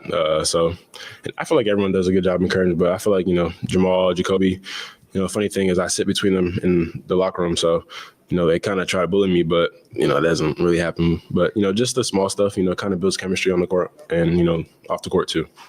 You obviously know Scottie very intimately growing up with him, but have you seen this level of leadership from Scottie before, or just the way that it's evolved in time? And how is that kind of being from that vantage point of being a very close friend of his, obviously personally, but professionally seeing that play out? Oh, for sure. I've seen it at his school, even though we didn't go to the same schools. I can see it through highlights or going to the game, just the small stuff, because, he wants it.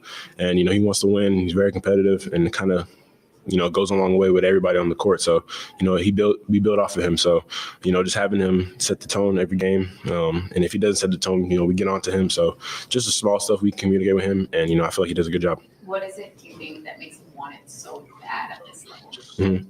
I feel like he has a lot to prove. He wants to prove not to everybody, but to himself, how good he is. So just trying to get to the next level, just be that guy, so don't want to take no backseat or, trying to,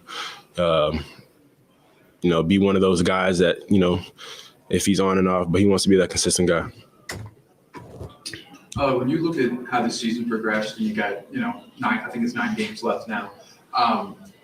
What are you going to take with you into these 9 games and then going into the offseason with what do you see as your game changing the most, and how do you want that to continue into your next year? Just go every night with the same mentality. Defense, try to change the game, not with scoring, not with, or not just rebounding, but everything. Do the small things, whether it's deflections, running the floor, setting screens right, just anything to help us win. And I feel like these last 9 games, we're going to learn a lot, especially the rookies. So that's the biggest thing for us, just learning, like I said earlier, just the older guys, teaching us and just having that confidence. And like you said, this team is kind of like that interesting mix of older and younger guys working together. When you see that and you see the fight that this group can put together, how excited does that make you moving forward? Excited, man, because you can see the potential and everyone's willing to, put in. So if someone has an off night of scoring, someone can replace it with defensive rebounding. So I feel like we just have all the tools. And, this summer we're definitely going to put it together. And, we're just going to work and continue to, work and just be confident and over the summer. I think you did amazing. I think you got the chain for a reason. 16, 7, and 5. What was your plus minus? Let me see. +9. That's elite, bro. That's elite. I'm proud of you. Good one. Your first chain of the season? Thank you. Yeah, elite, bro. Elite. Do you know that you passed Scottie? Yeah. Yeah, coach just told us. Mm-hmm. Yeah. We talked about just how you've been able to learn the personnel around you. What have the guys been able to give you? I feel like because he did pass Scottie in terms of rookie assists, I'm sitting here like cursing Fred VanVleet right now because like it's entirely Fred VanVleet's fault, bro. If Scottie ran point in his rookie season, he would have averaged like 7.5 assists per game. That allowed you to be so successful in that role. Just talk to me. I've had a couple of like turnovers where I'm trying to pass to JB and he'll come to me and be like, hey, I'm sliding down on that one. If you do it again, I'll be in this spot.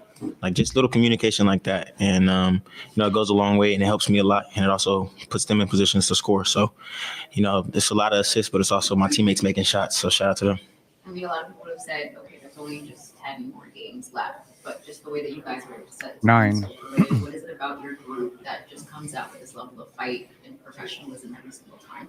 I think that we're all playing the right way. There's no egos. There's no, hey, we're losing. We don't got to take it easy. I think we're trying to prepare ourselves for next year. And I think that's the right attitude. We all have the right attitude. And I think it goes a long way with having Temp and BI and those guys over there, encouraging us and kind of coaching us too. So, our vets are really focused and it's kind of helping us stay focused. It's still very early in your career, but are you starting to find a little bit of settle in who you want to be in this league? And if so, what is that? That's not a prolific scorer, but, I just try to impact the games in ways that, don't really show up on a stat sheet. Charges, just help side, just communication, just things that, we need to be successful. Okay. Once again, Kyle Lowry. Kyle Lowry. Okay. That's Kyle. I think the biggest thing Coach Sampson taught me at UH was how to be impactful without scoring, just impact winning all the time. So I think that's what I try to do. Brooklyn came out there in the second quarter with like an 8-0 run, kind of got the lead down to single digits. But then after that, you guys kind of put an end to that, and for the rest of the game, it wasn't very close. How do you think Coach prepares you guys for those runs, and how do you feel this team responds to pressure when a team comes out of the gate like that in the second quarter? I think it's a lot to do with learning. The beginning of the season, we had stretches where, people would go on runs, teams would go on runs, and we wouldn't respond. So I think we've done a great job of learning throughout the season, and we kind of figured out how to, fight back after a run and stop their run and begin our own. So I think just learning throughout the season, we've gotten better with that. This seems to be the most, or very together. The group seems to be very together coming out of the gate. What did you like just how they started off the game with the energy that they did? I was really happy with the energy. There is no such a thing as substitute for effort. When you play with a lot of energy, when you play for each other, when you connected like our group is, this is the outcome. You're gonna go out there and you're gonna really make it hard on the opponents. That does not guarantee that you're gonna win, but it really gives you really good chance to make it hard on the opponent. And then depending what you're doing on offense, which we did really good tonight with 3-4 assists, moving the ball, sharing it, playing together. I was really satisfied with all the guys that touched the floor today and then played as a group. There was moments out there where you could see Scottie kind of coaching the guys in game. To have that leadership show up, especially at this point in the season, how vital is that to set the tone for the rest of the locker room? Everything that Scottie does. I haven't listened to this. Can I guarantee you this is going to be a very transparent, very honest, very glowing answer? And I just want to point out to all the media members, not named Kayla Gray, who is the GOAT and completely awesome, but I just want to point out to people who continuously harp on this sort of like Scottie is being protected by Darko. You dumbasses. He's watching him set the marching orders, set the tone for his team in every practice. I've watched some of these practices. Scottie is amazing this year. I've had issues with him in the previous years where I feel like he just floated through, was kind of, standing to the side a little bit too much. He's been in the middle of everything this year. He has taken this very seriously. There's been a challenge from Darko to Scottie. Show me that you're a leader. And he has stepped up to that challenge every step of the way. Not every game, but overall on the season. So I can't wait to hear what Darko has to say about Scottie, because I guarantee you it's going to be glowingly positive. Is very important for us, and we as a team, we go as far as Scottie goes, and I'm encouraging him, and he's our leader.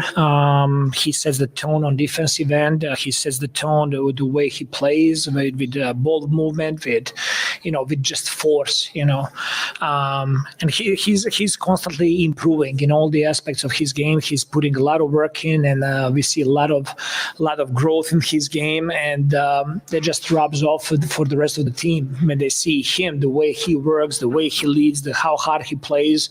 That sets the tone for everybody. And then for Orlando as well, to kind of just show off all the things that he can do. In the conversations you've had and expectations of when he was here for a while, what was he able to show for yourself on the floor tonight? First of all, defensively, I thought that he did a really good job of protecting the rim, playing in pick and roll coverage against their guards, protecting the rim, staying in between, really plugging a lot of holes on the defensive side. He rebounded the ball really well, and he had really good connection with our guards in pick and roll, just being able to get out of the pick and roll quickly, to play in a pocket pass, and to play make from there, to finish or play make from there. And then lastly for me, just Jamal Shead and how he's been able to learn the personnel around him. There's something special you've seen about how he's been able to take on that role to get other guys going and to find that right timing with everyone? It's another guy that's leader, especially leader of that group of the bench of young guys that are coming. I think he's doing an outstanding job. His understanding of the game, his growth. He's not afraid of mistake, which I think is very, very important. He also knows that he's not perfect, so he's willing to put a lot of work in and to learn from all the situations that he's in. And it's literally like week by week we see improvement with him, and really proud of him. He's on the right track, and he just needs to continue doing this. Coach, there was a moment there in the third quarter during a timeout where you talking to RJ. You kind of like put your shoulder into him and you bumped into D'Lo. But what were you talking to RJ about that? Were you trying to encourage him to be a little more physical on his drives to the rim, or could you take us into that moment a little bit? Yeah, it's when he was driving the ball to the rim, he was easily getting to the paint. He was missing some of the layups. Just to be able to use his shoulder to create more separation, to get a better angle to finish at the rim. That was pretty much it. And he did a really good job. Start of the game tonight, I was really impressed. First quarter, he was playing like Manu Ginobili, finding guys and playmaking and making right decisions on defensive end and being disruptive. He played a great game for tonight. To that point, do you feel like in this year RJ's kind of had to step up and learn these other facets of the game, and also learn to be like a vocal leader on the court? I saw after he got fouled, he kind of took a moment to let the emotion out and yell out into the crowd. Do you like what you're seeing from him in terms of that growth? Absolutely. There is a lot of growth in his game, his voice, his defensive presence, his playmaking, his shooting. Like he's playing really, really good season for us. Really proud of his development. And another guy that really plays with a lot of pride, with a lot of energy for the Toronto Raptors, and he represents our team the best way we can. Got a chain, by the way. Okay, go! Okay, that's it for us. Over 2 hours on the Brooklyn Nets versus the Toronto Raptors. You got to love the commitment to the tank, man. The next up for the Toronto Raptors will be, thankfully, not tomorrow. I believe they play on Friday. Am I wrong? Hang on one second. So they're not playing tomorrow. One sec. So the Raptors' next game is Friday, 7:30. Against Charlotte. I can let you know right now that post game is going to be delayed because I will be on playback covering another game. So I will do my best to do that post game live around midnight or 11:30. So it's going to be a little bit delayed. And then Sunday, ironically, I am also on playback that day. Shit. How did I do this? I did that twice, huh? Hang on one second. Let me just see this for a sec, because I believe I double booked myself twice. How the hell did I do that? Wow. Okay, so I am on playback at 8 o'clock. On Friday, the Raptors play at 7:30. Shit. And I am on playback at 8 o'clock, and the Raptors play at 7:30. So both days. Oh no. No, wait, 7:37. Fuck. So both days, the lives will be delayed. I apologize in advance. Ron, L host. Honestly, I'll keep it a buck with you guys. We don't get a ton of views on these post games. These post games are not super duper watched. Earlier in the season, we were getting up to like 400, 500, 600 people after a big win. Lately, it's been closer to 250, 300 live viewers at a time. The videos get around 2,000 views. I don't want to take you to the economics of YouTube, but to be completely frank, right now, after the expense that was Pendance, given my extreme goals for this year, one of my extreme goals for this year is actually to pay off my condo, because I am really, really, really scared about interest rates and the Canadian economy and the American economy and the stock market in general. So I just don't want exposure into debt. I just don't want debt exposure. So one of my biggest goals this year is to pay off my mortgage. And I have a lot of mortgage left to pay off, which means I need to hustle hard this year, which means, if Raptors content is not going to pay a lot, then I need to do a lot more playback, and I need to do a lot more, whatchamacallit, playback streams and all that stuff, because that stuff does pay. So I apologize in advance if that means that, the Raptors commitment is going to be delayed a little bit, but I hope you guys will tune in at 11 o'clock or watch it the next day. Let's be honest, these games don't mean a lot in terms of like the overall immediacy of it. So I didn't think that you guys would mind too much if I took 2 games like that. J Powell saying, Rob, should we be concerned the team defense took a major jump with Gradey being out of the lineup? You noticed that too, huh? When did Gradey stop playing basketball? Let's check. Okay, 1 second. So January 13th against Golden State, Gradey was still playing. In fact, I can just check Gradey's box score. I don't know why I'm doing it the hard way. Hang on 1 second. So let's check. When did Gradey Dick play his last game? His last game was Sunday, February 3rd, in a win against the Orlando Magic, in which he played 16 minutes, got hurt midway through the game. Okay, so if we know that, hold on 1 second. No, it was March 2nd was his last game. So, hang on 1 second. Let me pull up my screen real quick. We will show you what I mean when I say this. So this game right here, this 104-101 win against the Golden State Warriors, was what sparked the turnaround, if you want to call it. So among those games, so starting here, Gradey played this game. I believe he played all of these games until this one right here. So if I'm not mistaken, he played against Phoenix, right? Yeah, he played 26 minutes. So your defense actually went up a lot. And in fact, I would make an argument that from January 13th till about February 13th, so right before the All-Star break, I think was the best stretch of basketball I'd ever seen from the Raptors this year in terms of defense.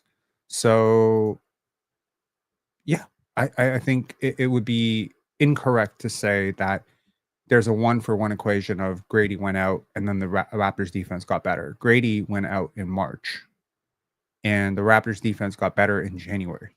So there you go. You plop Fred VanVleet instead of IQ. How much better is this team? I would say with Emmanuel Quickley, in the context of we're not trying to lose games and we're trying to win every single game, probably we're 41 win team. With Fred VanVleet, that number goes up to about 44, 45. I think there's a gap. And the gap is mainly defensively because Lord knows, Fred has such an uptick defensively versus Emmanuel Quickly. I just want to say, like, go back and really think about that 2019-2020 Raptors season, okay? That 2019-2020 Raptors season where Fred stepped in for Danny Green as a starting shooting guard on this team, and the Raptors played undersized. They were the second best defense in the league. Fred missed a ton of games that year. I think he ended up playing 56 games in the COVID shortened season. Do you know he had 3.1 defensive win shares? 3.1 defensive win shares. I think OG led the team because it was like his healthiest season ever with like 3.6. So per game, Fred had the most defensive win shares on that team. Now, defensive win shares are a bit of a flawed stat, but I think anyone who watched that season would tell you Fred was an amazing defender. Amazing defender. They were able to run 2 point guards mainly due to Kyle, in my opinion. Kyle being able to upsize. I agree and disagree with that because Kyle was getting a little bit older at that point, and it was more Fred's job. I think Fred and Kyle were like two sides of a coin when it comes to defense. They played a lot together, but I think the fact that they were both able to switch, I mean, even this year, if you want to look at Fred's defensive versatility, he's one of the most versatile guards defensively. He guards the paint really well. He does all the swipe down blocks, and he actually spends a considerable amount of time on shooting guards and small forwards even now. So in an advanced stage. So I don't think it's only Kyle. Like, I agreed Kyle was a beast defensively. Fred's a very different animal. In 2019, 2020, Fred's point of attack stuff was still on game. I thought he did a great job, man. I thought Fred was an amazing defender. He's just one of the smartest defenders I've ever seen in my life. And, I know there's this little viral PC take, PC video going around of me, sitting there comparing Fred VanVleet's defensive basketball IQ to Hakeem Olajuwon. I'm not joking. Okay, because I saw how Hakeem processed the court when he got a little bit older. And honestly, I think for someone like Fred, who had no discernible advantages as a defender, you can say what you want about his heavy hands, good lateral quickness, good balance, etc. But what it takes to be a good defender at the point guard spot is size, versatility, athleticism, speed, quickness, twitch, big hands, long arms, all these things Fred didn't have. So the fact that he was able to develop his lower body strength, his core strength, his hand strength, all that shit, and just understand the defensive scouting report, like Fred understands scouting. Like Fred, OG, these guys, like they're just so smart. They're so smart. Like they see the game like so well. They anticipate so well. Scottie Pippen was another one who was like a really, really smart player. Draymond's another cerebral, defender. I just feel like, if you're a pogo stick and you got like these crazy long arms, like I don't know how. If you think Hakeem was a smarter defender than Fred VanVleet, that's cool. I just think Fred VanVleet's one of like I think he's one of like the 35 to 40 smartest defenders in NBA history. That's how I feel. Phoenix Play X said, no, your argument makes sense. Too many casuals can't understand context, not your fault. I agree. I think Fred, Draymond, Scottie Pippen, John Stockton. Who else? Shane Battier. These are all some of the smartest defenders in NBA history. Kyle is another one of them. Kyle is one of the smartest defenders in NBA history. Yeah. I mean, somewhere in that range. I mean, I really, to be honest, like, I think there was a lot of really, really smart players in the 70s and 80s that just understood angles that maybe weren't the most gifted physically. Michael Cooper was a really smart defender. When you think about it. There's a lot of really smart defenders. Intelligence comes down to anticipation. You know what I mean? Like, to me, intelligence should help you project forward. If you're super intelligent and you never know what's about to happen, you're not that intelligent. If all you can do with your intelligence is remind me of what already happened, you're not intelligent. You're well rehearsed. That's all it is. If you're so smart, how come you never know what's about to happen? How come you can never see the future coming? intelligence in terms of what is paid. What are general managers, coaches, scouts paid the most for? They're paid the most to see the future. You're paid to see what's about to happen. Anticipation. The greatest strength in human history would be to see the future. If you could, let me give you this right now.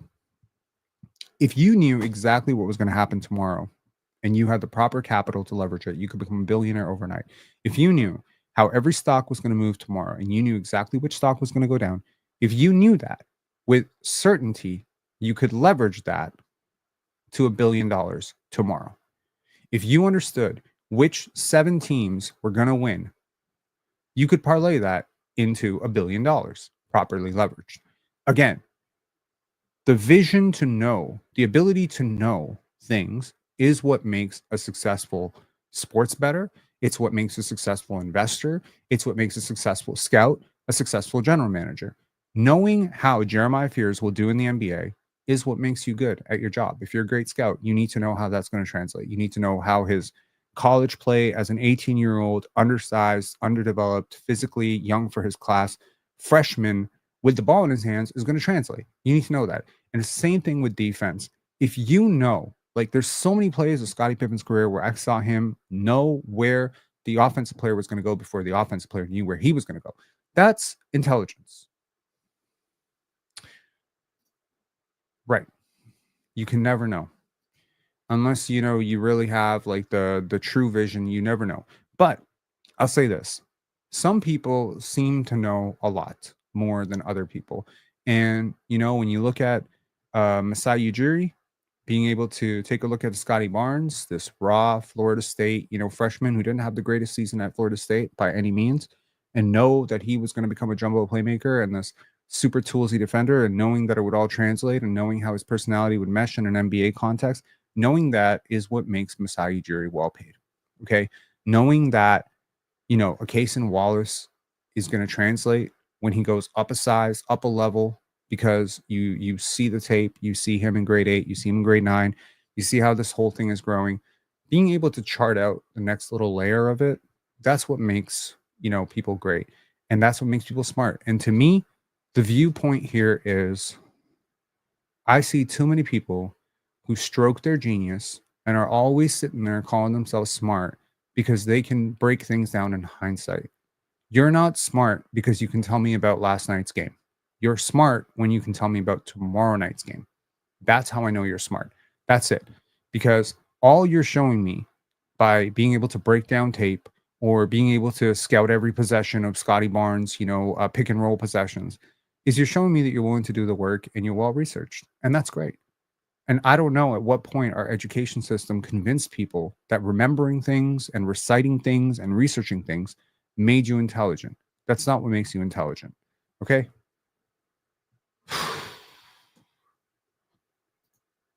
No, not a chance in hell. To the point where I would bet literally every penny I own that he will not make an All-NBA team this year. Does that Philly series and earlier if OG wasn't hurt that playoff run?